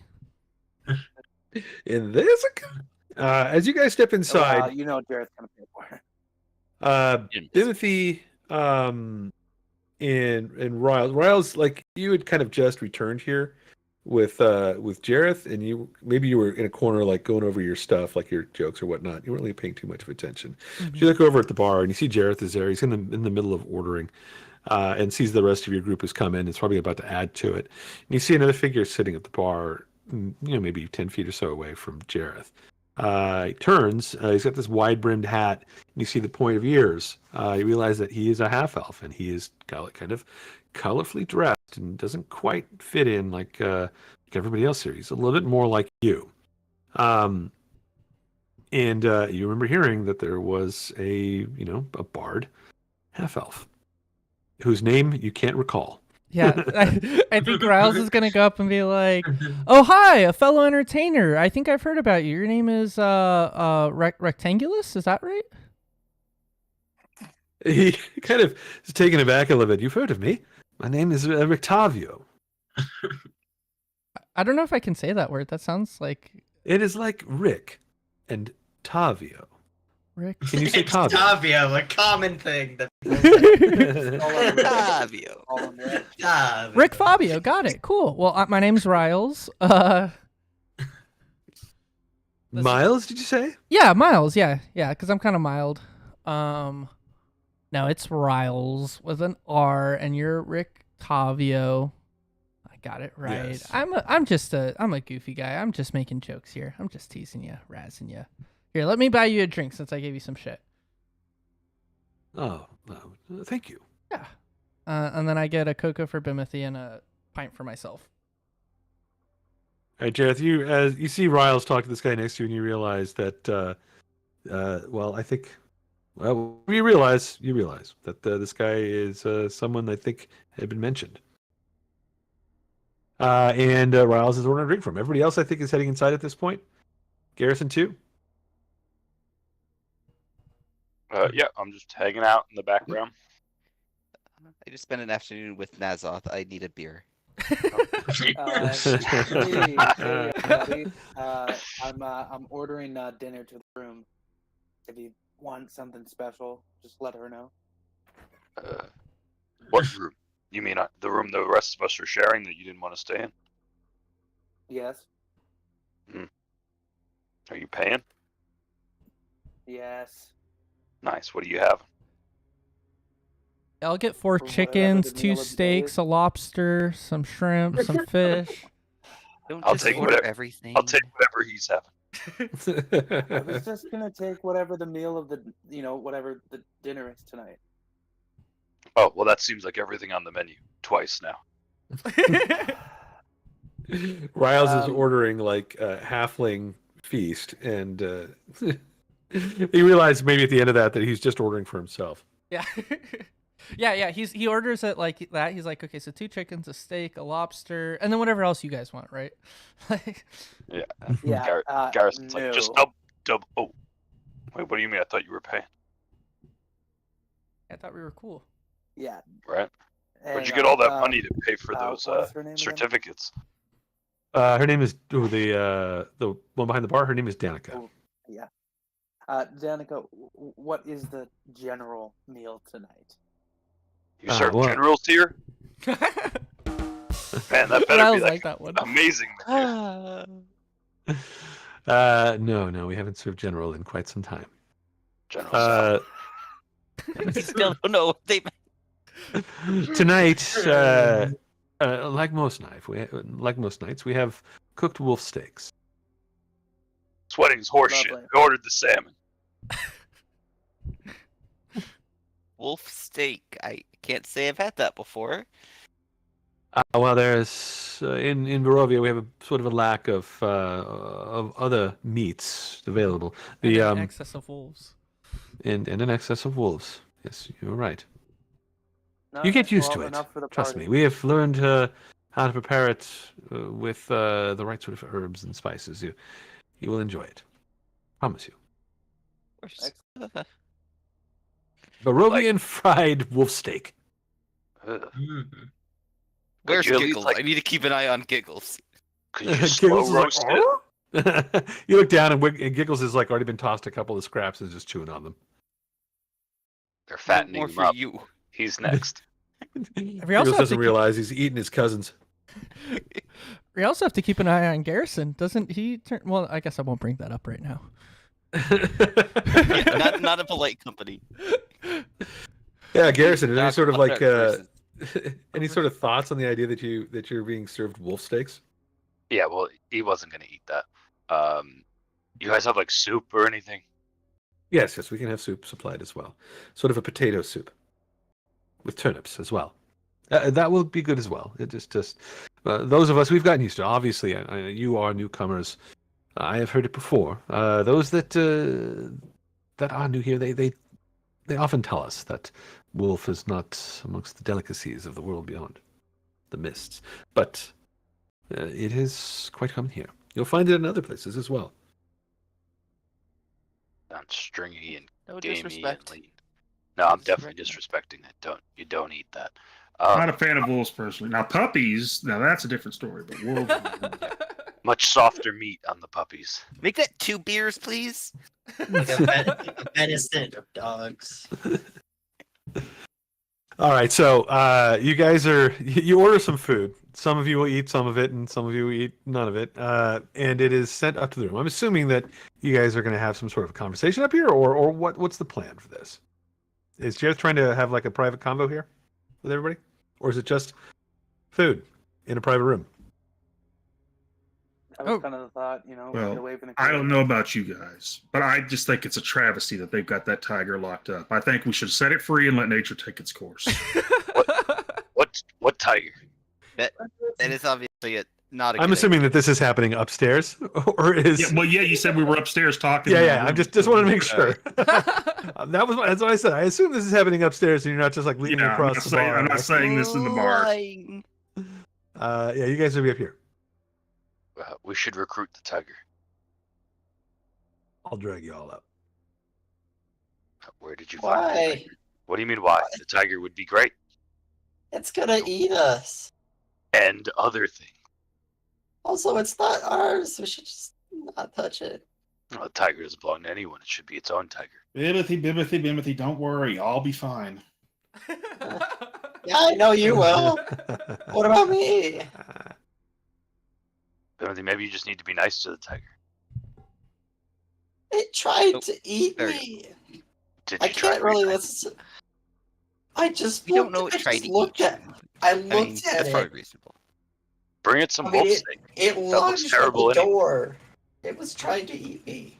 Maybe he was trying to get out. Maybe he was saying, "Hey, Bimothy, rawr, let me out of here. I don't like I being don't. kept I up. don't. I'm an individual." Speak tiger. Me neither, but that's could have been what it was saying. Still, though, I'm curious about this circus. The Burgermeister didn't say anything about a circus, did he? No, No, but I he didn't. do No. remember one thing. Wasn't there You said there was scrape an marks? entertainer. He did say that. A entertainer. A circus is several He did entertainers say he wasn't. by definition. He wasn't in charge of that. He was delegating kind of what the activities and festivities were. So maybe one of his delegates has rented the circus. Uh-huh.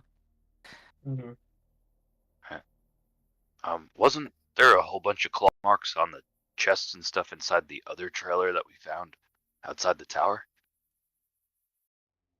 What's there? I thought so. I don't know. Maybe the tiger belongs to that. I don't Maybe know he wants about to go back. Clawmar. The one we found outside the wizard chamber looked more like a BDSM dungeon. It had a bunch of handcuffs and stuff. Fantasy BDSM. Rob, above table, didn't we find a chest that was like marked with scratches and Yeah. I'm trying to remember. I think that was at the tower, right?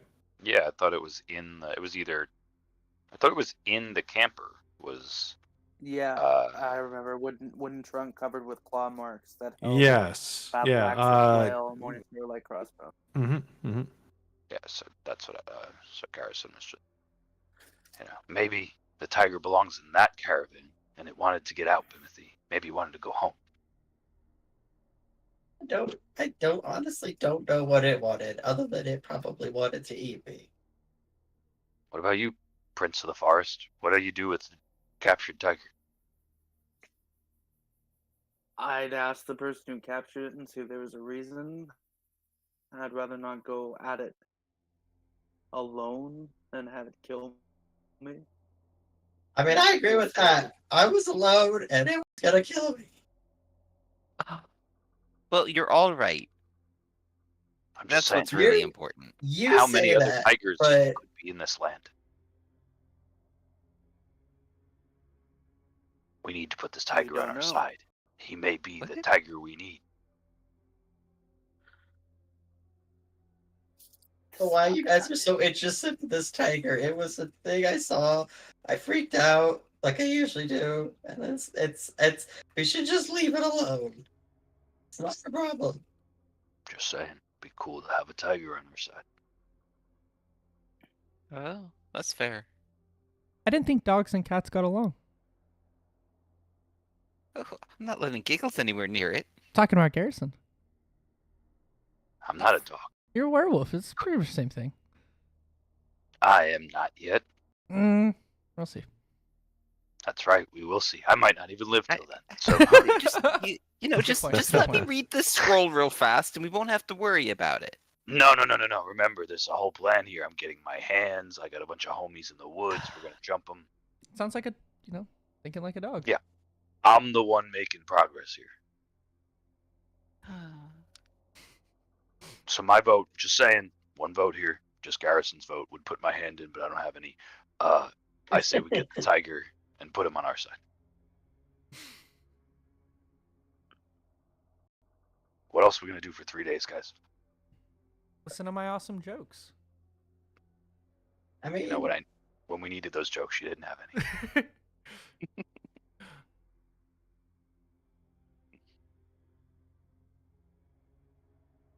Naz, you want to pet tiger? You want to be like? Sure. Yeah, there you go. I think Mike Tyson had a tiger. Mike Tyson. Who's Who? Mike Tyson? Just a hero of mine. Good fighter.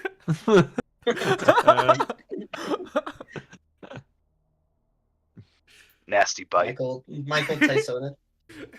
Siegfried and Roy had some too. And everything just went fine. Just fine.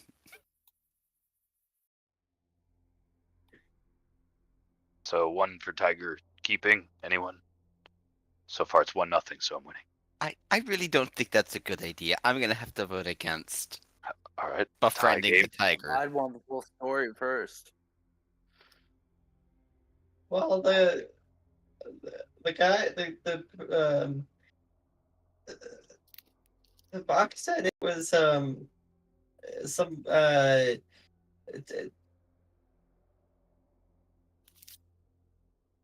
guy with I forget his name. It's like Rongadonk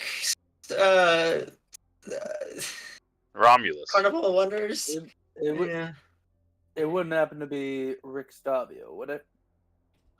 We just met him downstairs. Rick Tavio. No, I think it was something else. It was something like Stavio. Richter, Rickroll? Rick, Never yeah, gonna kill you, never gonna let you down. Rick Fabio? maybe. Or maybe that von was the name. Wittgenstein? Emperor? It might have been. Richard That might have been him. Might have been him. Yeah. So I mean, if you know Well, him, he's you can probably downstairs, I talk to think. him. Oh well, then yeah. Then you probably, if you wanted to ask him about it, you could probably ask him about it. He's downstairs. All right. Well, let's finish dinner, and then we can go speak with him. I The soup believe he's sucks. performing. What did you talk to him about, Riles? I guess I just bought him a drink because I was harassing him so much about his name. That's all we talked about, really. It's a hard name to remember. Maybe he's got a name tag. Yeah, who the hell has it named like Rictavio?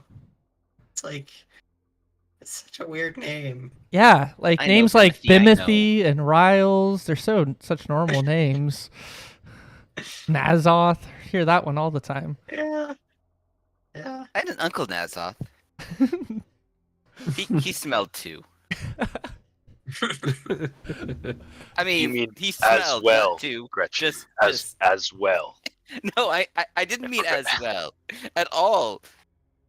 No one else smells. It's okay. I know you're talking about me. No, Bimothy. No, I I mean, mean, yes, I but haven't had no. a shower in like, how old am I?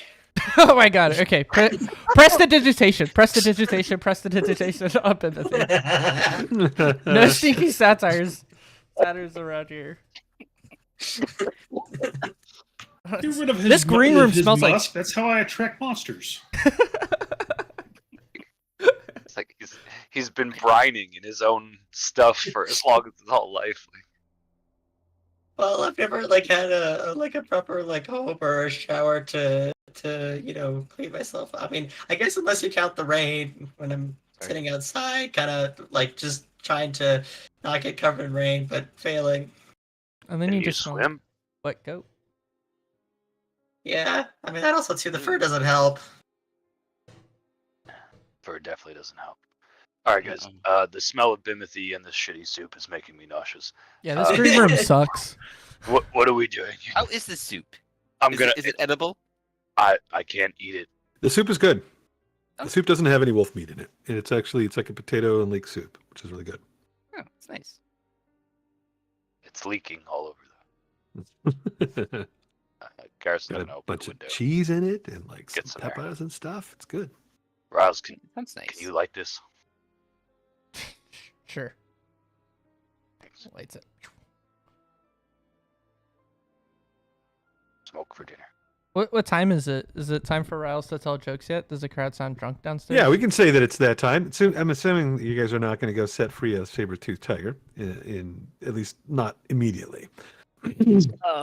Right? It sounds like Oh. you guys are not going to do that. Oh, Riles hope is so not, but- against it. He's bite size for a giant tiger. The Mhm. idea of a giant tiger, that's not a good idea. Riles is not in on that. I think Gareth. that's wise.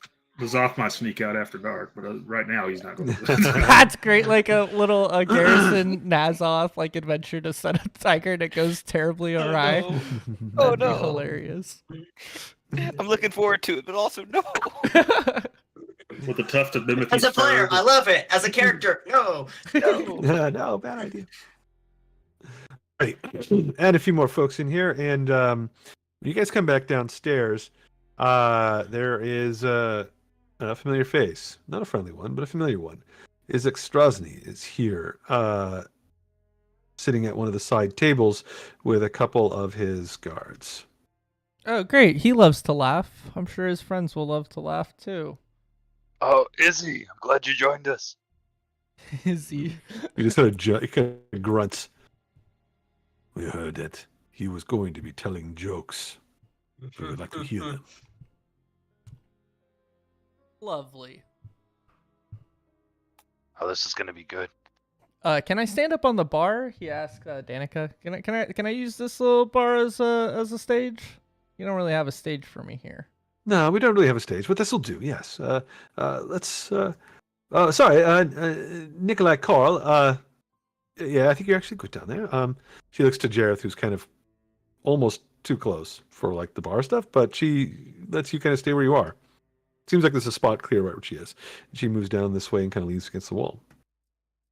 Letting you do what you're gonna do. All right. I have jokes ready, but I'm gonna roll a performance check just to decide if I deliver them decent or not. All right. All eyes are on Riles. Poorly. All right. Lovely. Oh, you can Oh, do boy. it, Riles. Riles, Boo! give us your bad joke. Wait, I want to be down there to heckle him. Naz, come sit over here. We're gonna watch him bomb with my new friend Izzy. Will you be nice? Poor Riles. You go ahead. Thank you. Yeah, Thank you, Gretchen. Riles, Yeah. be nice to us. All right. This joke. This will work. Did you guys hear? So there's like a study recently about the most common death among halfling adventurers. Apparently, it's petrification. Hear a couple of gasps when you mentioned death. Yeah. No. Yeah. I guess old hobbits die hard. Especially, if they die during Because they're sex. stone. Because they're stone, everyone. And stone is hard. Few whispers. And... I love Gretchen. Gretchen's trying to do the best. Gretchen, you're the best. Thank you, Gretchen. Wait, wait, the Hobbit's stoned? Yeah, there's just Yeah. silence from everybody else. Yes, because Giggles, when you're Giggles climbs petrified, under you the turn table. into stone. I got your joke, Riles. That was funny. Thank you. Yeah, it would have been This better guy if you near laughed, you- but it's okay. This guy near Yeah, Gretchen I'll remember turns that. around.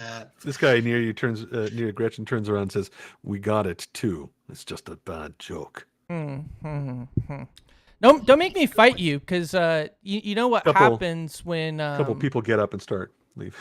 already one joke. You guys know what happens when you when a bard casts vicious mocker on you? You get disadvantage. Disadvantage. Disadvantage. Get it? Get it? No one's getting it. Hey. Oh, All right. the next one will be better. Hey, Riles, I saved a potato for my soup. Here it is. You throw it at him? Yeah. Okay, I'm gonna try to weave. Dodge and weave. I don't. Potato. What should I roll? Should I just roll like a dex save? Or something? No, I don't. I can't pick it up. Don't worry about it. Oh, God. Someone give him a hand. Okay. It's a classic. It's a classic.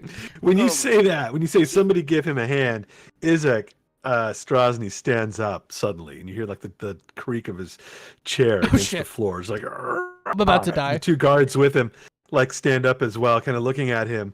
And he looks across the table at you, Garrison, kind of down at your hands. You're fumbling with this potato thing. And then his eyes like just turn towards Riles, and that demonic arm seems to almost have like a mind of its own as it's like squeezing. And he points with his regular hand towards Riles, and he says, "You are bombing, and you are being cited for malicious unhappiness." Oh, What the fuck kind of laws do you guys have out here? Jesus Christ. And these guards instantly, as soon as he says that, they come over towards the bar and they reach out to grab Riles. What? Oh my What the God. hell? What?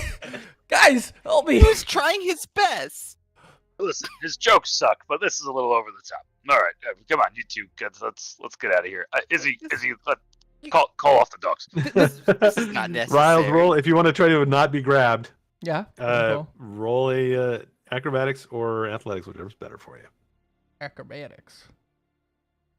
17. Dodge and weave. Dodge and weave. Dodge and weave. All right, let's see if one of these guards can grab. There's two of them, so they work together and they get advantage, and they will try to grab you. Nope, you slither away from them. Where do you go? Where do I go? I could run to the bar. I'm kind of fucking cornered here. You making a run for it? I'm making a run for it. Yeah, 100%. All right, roll Riles, initiative. Tiger. Can I Roll cut? Oh, we're in initiative. All right. The guards, they're arresting me like I was looting. I don't even have a loot. I just have a gong. That was You heard what funny. you Look heard what he that way. said. Maliciousness. Malicious unhappiness is what you've been charged with. I don't like the laws out here, guys. I think we need to go back. Ignorance are of the law is no ramifications excuse. For bombing in entertainment. Everyone I must just be want to happy. say that I I think we need rolled, a I real bomb. rolled initiative. I got a nat 20. I forgot to click myself, so I rolled another one so I could rework it, and I rolled another nat 20.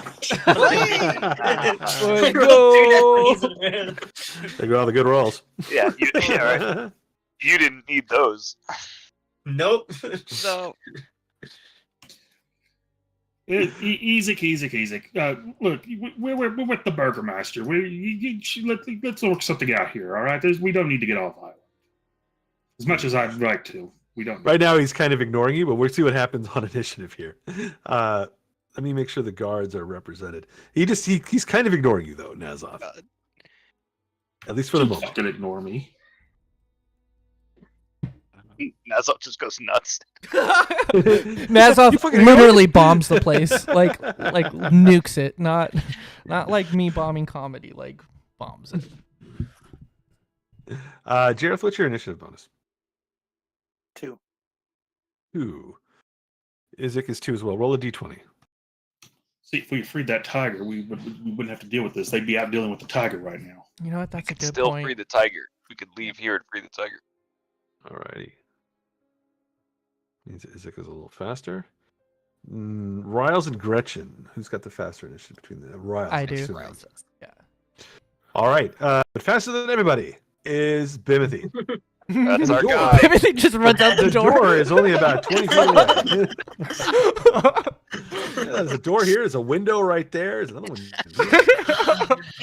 You look under the table, but Gretchen's dog Giggles is already hiding under there. God damn it. There's room for two. Not Though. Giggles. Giggles looks at you likes like come here. Yeah, I know Giggles likes me. That's the problem. I don't know. It's tough to say because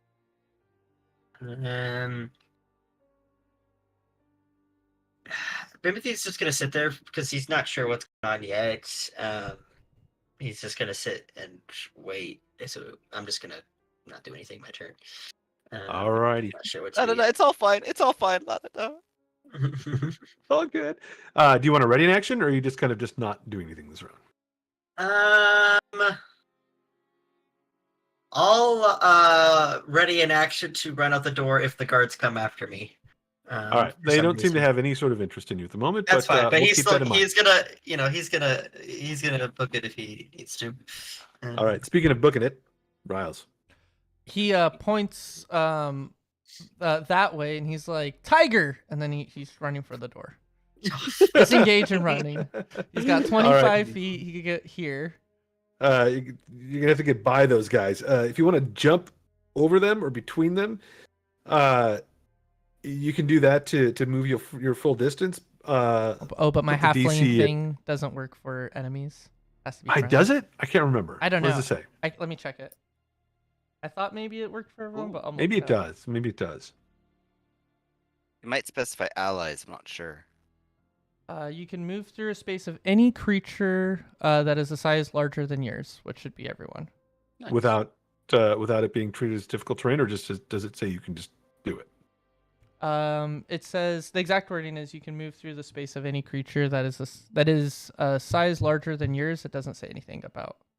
Right. That means you can move through them. They can't stop you for like allies or enemies, but I think you still have like the difficult terrain. It doesn't seem like it gets rid of that. That's the halfling nimbleness, right? So you can go through them. What I'm saying though is if you Like want to roll here. an acrobatics check for like a DC, let's say a DC 11, you can literally like jump past this guy and not have that penalty. That's Yeah. because you're on the table here. Oh, Like that's you it. can kind of jump over him. Okay. Let's get a nat 20 and roll. Do a little flip. Okay, no, Well, not a nat 20, but it's a dirty I'll take 20. I'll take a dirty 20. That'll work. So now, am I on to this table now? Did I just jump from one table? No, you didn't jump that far. You jumped over these guys, land on the ground, and you can move the rest of your speed's 25, you said? Yeah. So you can move 25 feet with a disengage. 25. Boom. All right. He's Any running. bonus actions? No bonus actions. All right. Wait. That's it for Riles then? Is vicious? I can't. Vicious mockery isn't a bonus action. No, yeah, that's it for Riles. All right, Gretchen. Oh man, so Gretchen doesn't really want to fight the constabulary, but Don't But she also worry, I doesn't- got a plan. I don't want. That's them why to you're my hurt favorite, Miles. Nazal. I don't He's got a hurt. plan. I also like Gretchen. May actually be my actual favorite because she is always looking out for me. Thank you, Gretchen. I'm playing Gretchen like I don't know, lawful good soccer mom or something. Good soccer mom. She's always got snacks. Yeah. Yeah. Okay. All right. Oh, wait. So You Gretchen's get just gonna Gretch. hold her action. Ready or hold? Hold. You can't really hold to go That's later. right. There's no. You can ready to do something. I'm thinking about changing that in 5e because it bothers me, but I haven't done it yet. Yeah, and I keep thinking about old stuff, and Yeah, it doesn't stick. Yeah, it actually worked in Pathfinder. I don't know why they didn't pass it off in 5e. Yeah. Well, because they don't own that. That was it. Did nobody own that? Technically, Yeah. nobody owns Pathfinder. It was an open source, so they could have used it. Right. That's fair. But they were like, "Oh, it makes it too complicated if people change initiative and Yeah, like but blah Paizo blah did blah." a lot of cool changes. Yeah. Let's see. Yeah, I'm.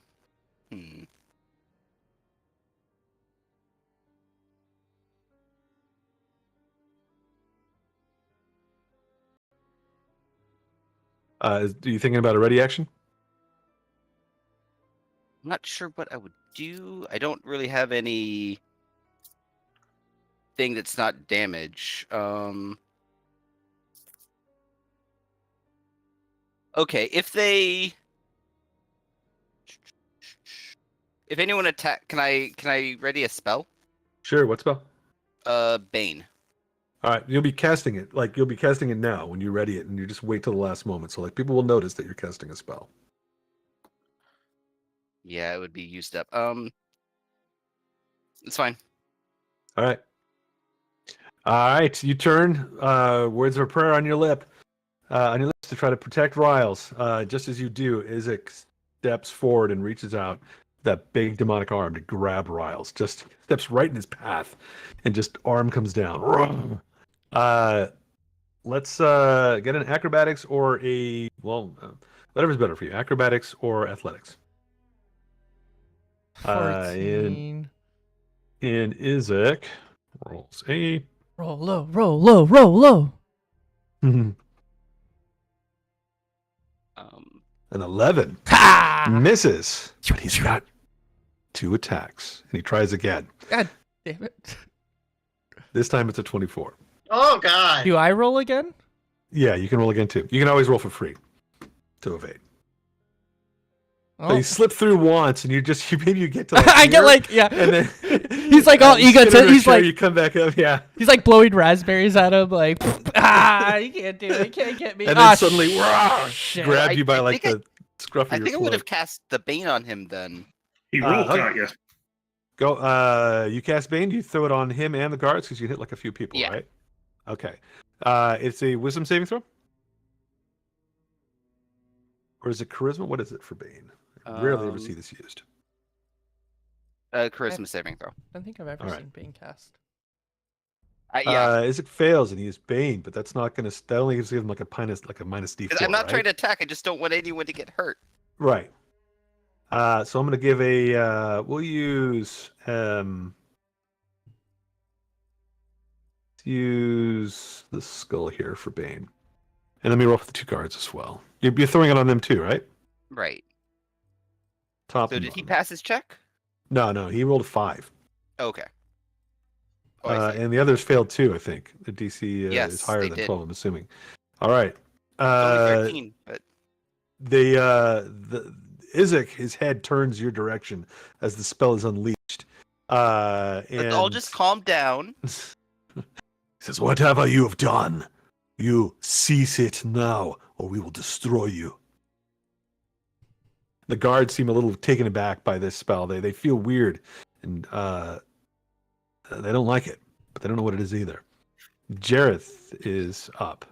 You, the darkness. I can't do a Bane accent. I wish I could. That would have been a good time to bust that out. The darkness is. Little Yoda-y, but better than mine. I know.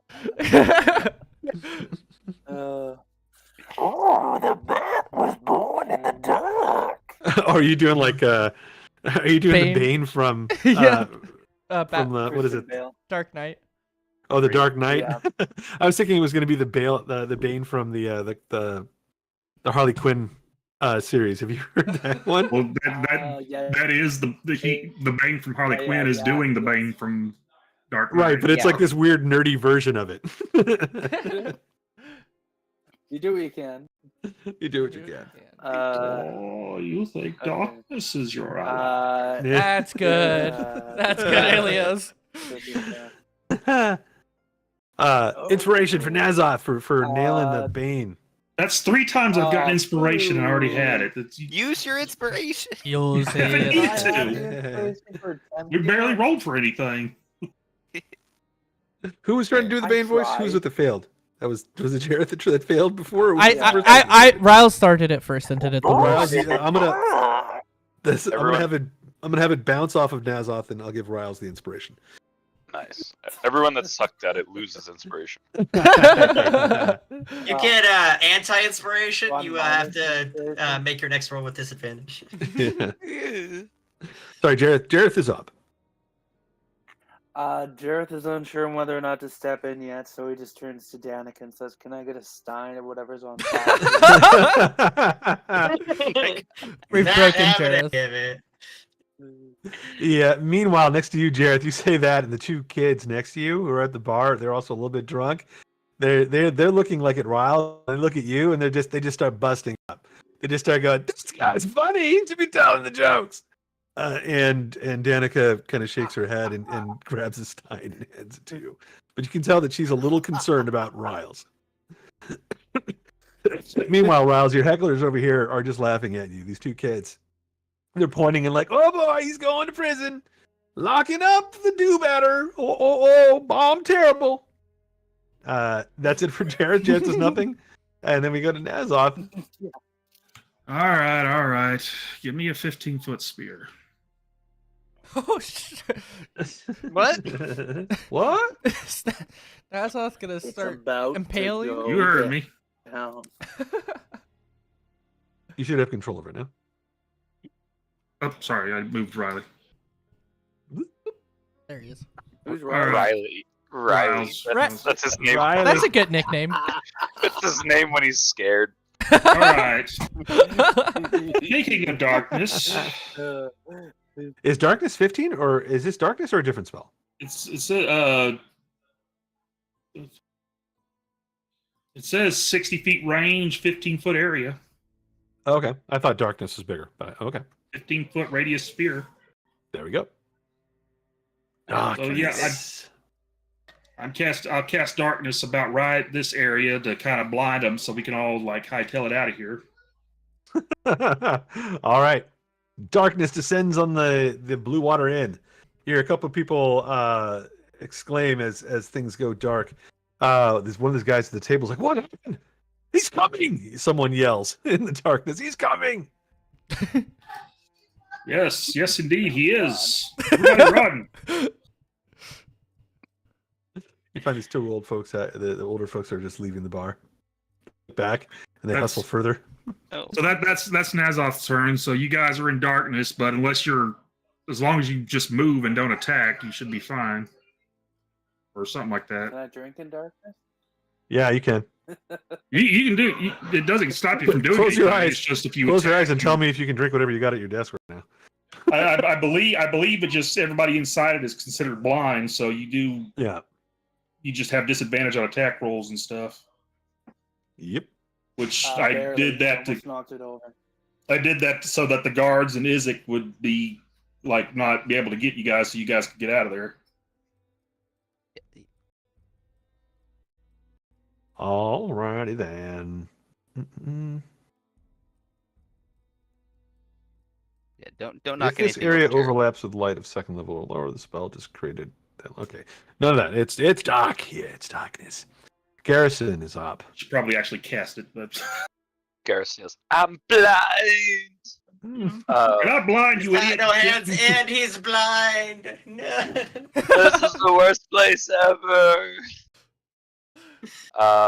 So Garrison, listening to God Nazoth's plans, will run south, smack his face into the wall, and then get out and 25, 30, fall out the window and run somewhere this direction. As you hit the wall here, these two kids who are like at the table, they're like, "Oh!"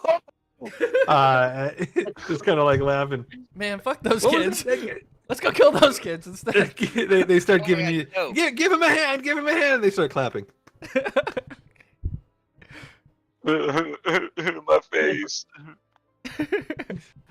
Garrison's making a run for it. The guards are blinded, and one of them yells out, "He's coming! He's coming!" And they kind of run in a panic.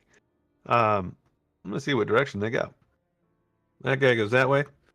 This guy goes that way. Alrighty. I believe that means Gretchen and Jareth get disadvantaged attacks on them, don't they? You have to be able to see If them they for want. opportunity Oh, whoa, attacks. yeah, that's right. This guy climbs over the bar and just like flops into this way, and is just like in a panic mode. The other guy crashes into Jareth. Jareth, give me an acrobatics or athletics check. Or spill my drink. You might. He's just like trying to push you out of the way. Ooh, shit! I rolled a 20. Jesus. He pushes you into the guy over here. Give me a dex save for your drink. You manage to hold on to it, sloshes a little bit, You end up sort of getting pushed a little bit out of the light. This guy's kind of pushing in after you, and then like he kind of like stumbles about in the darkness until he ends up over here, and then he'll kind of go trying to get away from this thing too. The two kids at the bar here are just like rubbing their eyes, trying to look at the through the darkness. Like they don't know what's going on. They're so drunk that they don't realize like there's a big fight here and this is serious. Alrighty. This guard, once he's on the other side of the bar, is just going to get up and kind of peer over the top. I think they're not going to do anything this round other than just what they did. Bimothy is up. All right. That's all my darkness accomplishes. I will take that. Timothy sees that this guy's grappling Riles. All you can see is this red scaled hand reaching out of the darkness grabbing Riles. Yeah. And there's something within him that just doesn't sit right. And without even really thinking about it, he stands up and tries to I don't know how you want to necessarily do this, but he's going to try and break the grapple between Riles and Izzy. All right. So with 5e rules, it's actually not that hard. You just you as an action, you can grab Riles and just basically pull him away. Okay. Not a big fan of these rules for that. There's another thing I'm thinking about changing at some point because it's just like even like a halfling with 2 strength can grab somebody who's held by a giant and drag him away, which makes no sense. Or do you want to do like a opposed like athletics check between me and Izzy? Yeah, for the sake of tension, yes. I like it. Do I need to find my core book? We can just play with some Pathfinder rules. Shit, I know. Ooh. I love 3.5. Go ahead and roll. I'm gonna roll an athletics check for him. You roll an athletics or acrobatics, whichever's better for you. Okay. Whoa! I rolled an. Oh, there's no Oh, fucking way I'm God. doing that. Oh wait, so I did. Athletics and acrobatics are the same for me. Oh my God. Wait, can I bardic? Fuck! I should have given you bardic inspiration before. Well, now hold on. wait, Are we using the nat 20 as are we using the nat 20 as an auto success rule? Bane. Yeah, yeah, the Bane. I gotta roll the Bane. Oh, that's right. Oh. I mean, it's meant to be athletics, but they're both +5 for me, so it doesn't matter. But yes, that's insane. That's my third nat 20 in a row. Oh, so close. Why are you rolling the Bane? Because I was faster on the draw. I actually took a moment to smooth my just like I ambled on over to the D4 and nobody else rolled it. So My plan was, if you didn't roll, was to yell that. So you rolled well. Oh, you mean if Gretchen rolled it, you're going to be like, no, Rob can roll it. I think the DM's supposed to roll it. He did. All right. I did. Well, so Riles is just being Better pulled fine. apart right now. Just You're dangling above the ground as a demon arm and Bimothy are playing tug of war with you. you hear a strange popping noise near your left ear. Oh, wait, it's your shoulder. He's being drawn and If quartered. you've ever wanted impromptu chiropractic work done, this is This is crazy. 2 natural 20s. wow. Talk about tension, huh? Talk about tension. Bimothy, do you have anything else? Any bonus actions? bonus action. What I should have done is I should have Panic? panicked, and then I would have advantage, but I can't. I mean, I couldn't do any better than that. So Right. yeah, no, Is but 3 nat 20s in your last. Did you? am I? roll for combat yet? I've had 3 consecutive nat 20s. In Yeah, my last you- 3 rolls, yeah. Yeah, you haven't Are even your rolled dice for combat. broken? No, I they're do- great. Leave no. them just the way they are. Don't worry about it. Is his luck broken? How do you get 3 nat 20s and still lose all 3? I know. Well, he gave up the first one. He decided not to do anything in the first round when he won initiative. Well, the first one was me rolling initiative, but I forgot to click my character, so it didn't track. Yeah, then I and then you decided to roll again, and then I was just going to change it to the original one, but I rolled the same thing. I rolled another nat 20, and then this one was me rolling a nat 20 on my... Yeah, you gave up 2 nat 20s literally. I gave up 2 nat 20s, and I lost the third.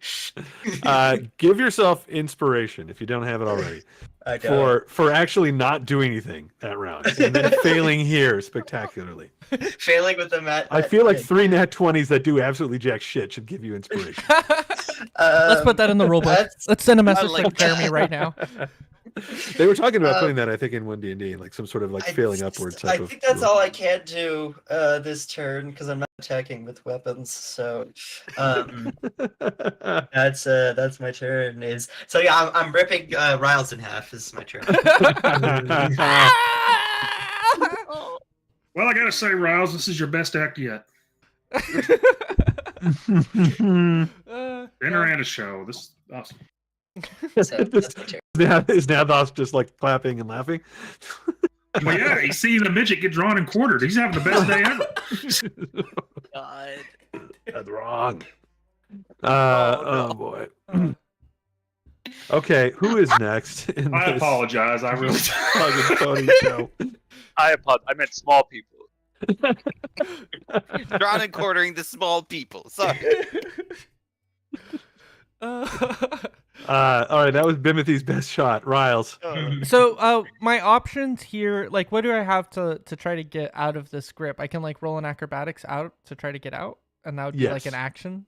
It would be it would be an opposed action. Okay, but I could Unless you've got some other ability that I'm unaware of. not ability, but I could cast like a spell. I'm thinking like I cast Hideous Laughter and just will he Yeah, let you go can of me do that. then? Except Or will he be laughing and holding on to me with a death grip? that's a good question. So technically, he is in the darkness.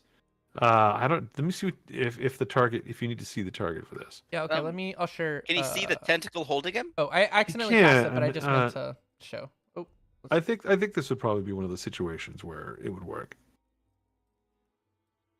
I think you can see enough Cast of it it. on the claw that's holding you. That's Yeah. part of him. It's Well, it's him. It's enough. I think it would qualify. Do you want to do a hideous laughter? yeah. I go. Knock, knock. Does Izek say who's there? No, but you hear a drunk kid at the bar go. He's like, knock, knock. Who's there? Interrupting Bard. Who? Hideous Laughter. And it's just him to himself saying that. There's no reply from the audience. It's just Riles for himself. All right. Ah! Wait, no! Cutting Hold words. on. He's He's got.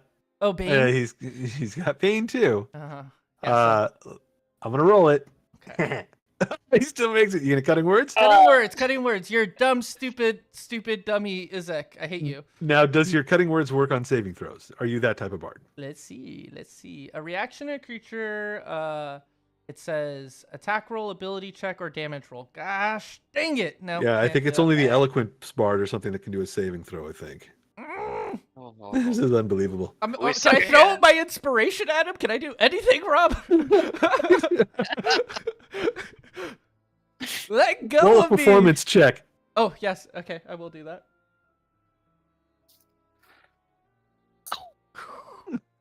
Pretty a high check. good. It's pretty good. You hear a deep chuckle from within the darkness, but it almost sounds evil. Oh, shit. How did I Yeah, screw it's this still one up? I didn't do anything. I just told my jokes. One of them was a tired old joke about Garrison's hand. I probably shouldn't have done that, but I didn't think it'd get me murdered and or arrested. And suddenly, the claw releases you. Oh, thank God. Booking it. I can't disengage, so I think he gets in a... I don't know if he... No, he can't see you. He's in the darkness. Woohoo, I love that. Blind ass bitch. And he's out. You're welcome. Nice. Thank you, Nazoth. You're an angel. I love you. Riles he just runs out of the place and everybody else gets arrested. All right, Gretchen, you're in the darkness. All right. You probably don't know exactly what's going on around here, but it doesn't sound good. So I'm just gonna try going north. I'm just gonna go straight north. I think that should be fine. All right. Yeah, you come out here and there's a guy that's like stepping away from, like, these guys are all kind of moving away from the darkness. They've all kind of scrambled back. This one guy here is calling out. He's like, Soldier, get out of there! But like he's not really doing much because he's afraid to go anywhere near the darkness. Oh, it's just a little spell. No big deal. Shh! Don't tell them that. No, it's him. It's him. It's the evil force. Whatever you're afraid of, it's your worst nightmare. Step away from it. Exactly. I'm gonna play into that on my next turn. I got you. All right, Azov. Gretchen, any action? Nope, that'll do it. All right. As you're circling the darkness, Bimothy, that the figure of Izek Strauss steps out of it, right in front of you. Kind of looks through the door as Riles is like running away, like in a panic, and you're like right there, and he looks at you, but he doesn't really do anything. He kind of looks at Nazoth, who's at the door as well, and Azov just shrugs, just like I that way.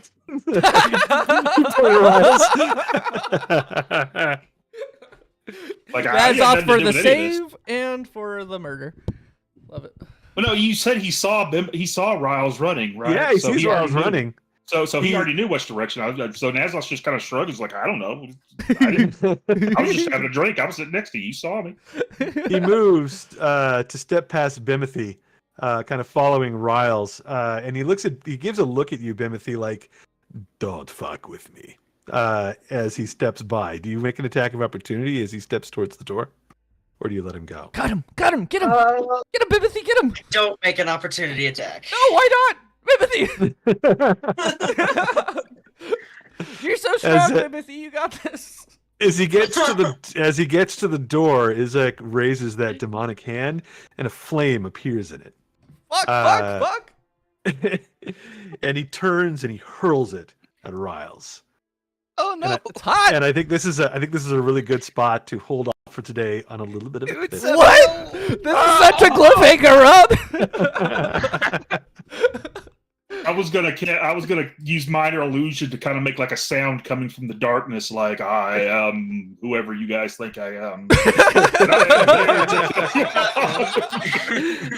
Now I'm that gonna be was honest. scary. I wasn't thinking he was gonna attack Riles with fire. I thought he was just gonna chase after him. Yeah.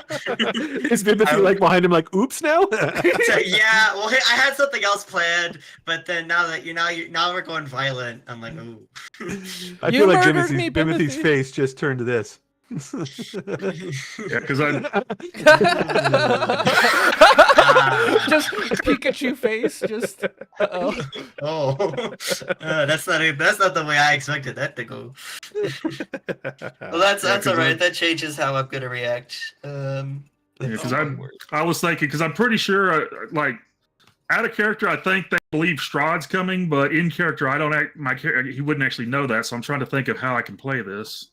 Well, I am wait the until this ancient, resolves I am next the week. land. Don't plan too much until next week. What'd you say, Jareth?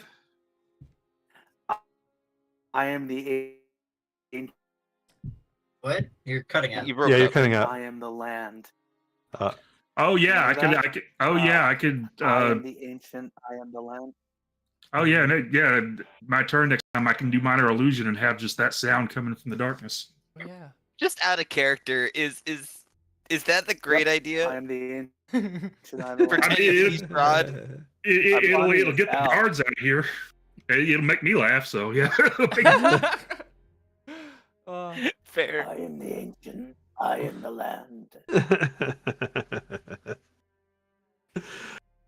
Oh boy, you guys really stepped in it tonight. This was awesome. This is one of my I favorite games love we've it how had. I love how Riles is charged with what malicious unhappiness. Yes. Well, you heard what the Burgermeister said. He actually thinks that happiness will bring the sun back. So that kind of makes sense. Oh yeah, that's right. Jokes make people happy when they're good. Yeah, but your jokes are They're not good. great. This is so appropriate for Riles. Yeah, it is. Oh, This is gonna be a great death for him. It'll be a great way to wrap up his no. character, and then his No, his don't buddy say that. Rules, which he'll also be a comedic bard, but less What funny. a character arc! He started off getting Not punched in the Riley? face, almost dying because of his bad jokes, and then he's gonna get killed because Bor- of his bad jokes. Born in a tavern, die in a tavern. That's how it goes.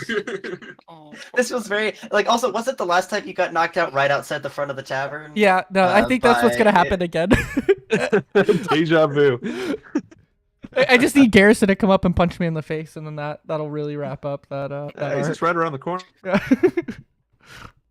Good game tonight, guys. Great As game. usual, if I'm ever going too far, let me know. 'cause I Not at all, Nazoth. That was Never. awesome. Never. So Yeah, good. don't I hold back at slipped all. up with that midget. I didn't mean to say that. I saw Yeah. if I offended everybody. That's okay. That's right.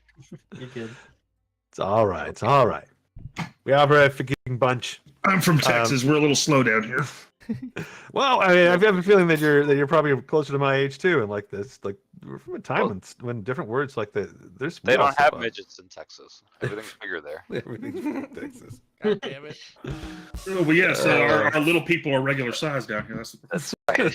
That's why I didn't know. All right, I guess. Anyone under 6 foot is just. Anyway, that's me. Damn it. I'm Yeah, just 5'11", stand on, damn it. you just stand on your gun down there. You're fine. You laugh, but he's not you're wrong. not. Thank you. All right, guys. Have a great night. Great game. Yeah, Have a great night, guys. Good night, everybody. Happy holidays. Happy game, everyone. Oh yeah, happy Easter. holidays, Happy happy Easter. Enjoy the Easter. Yeah. Hopefully, Happy all your Easter. bunnies lay eggs. All right, I need bye. to get a Cadbury egg. Bye, guys. Bye. Night. Bye.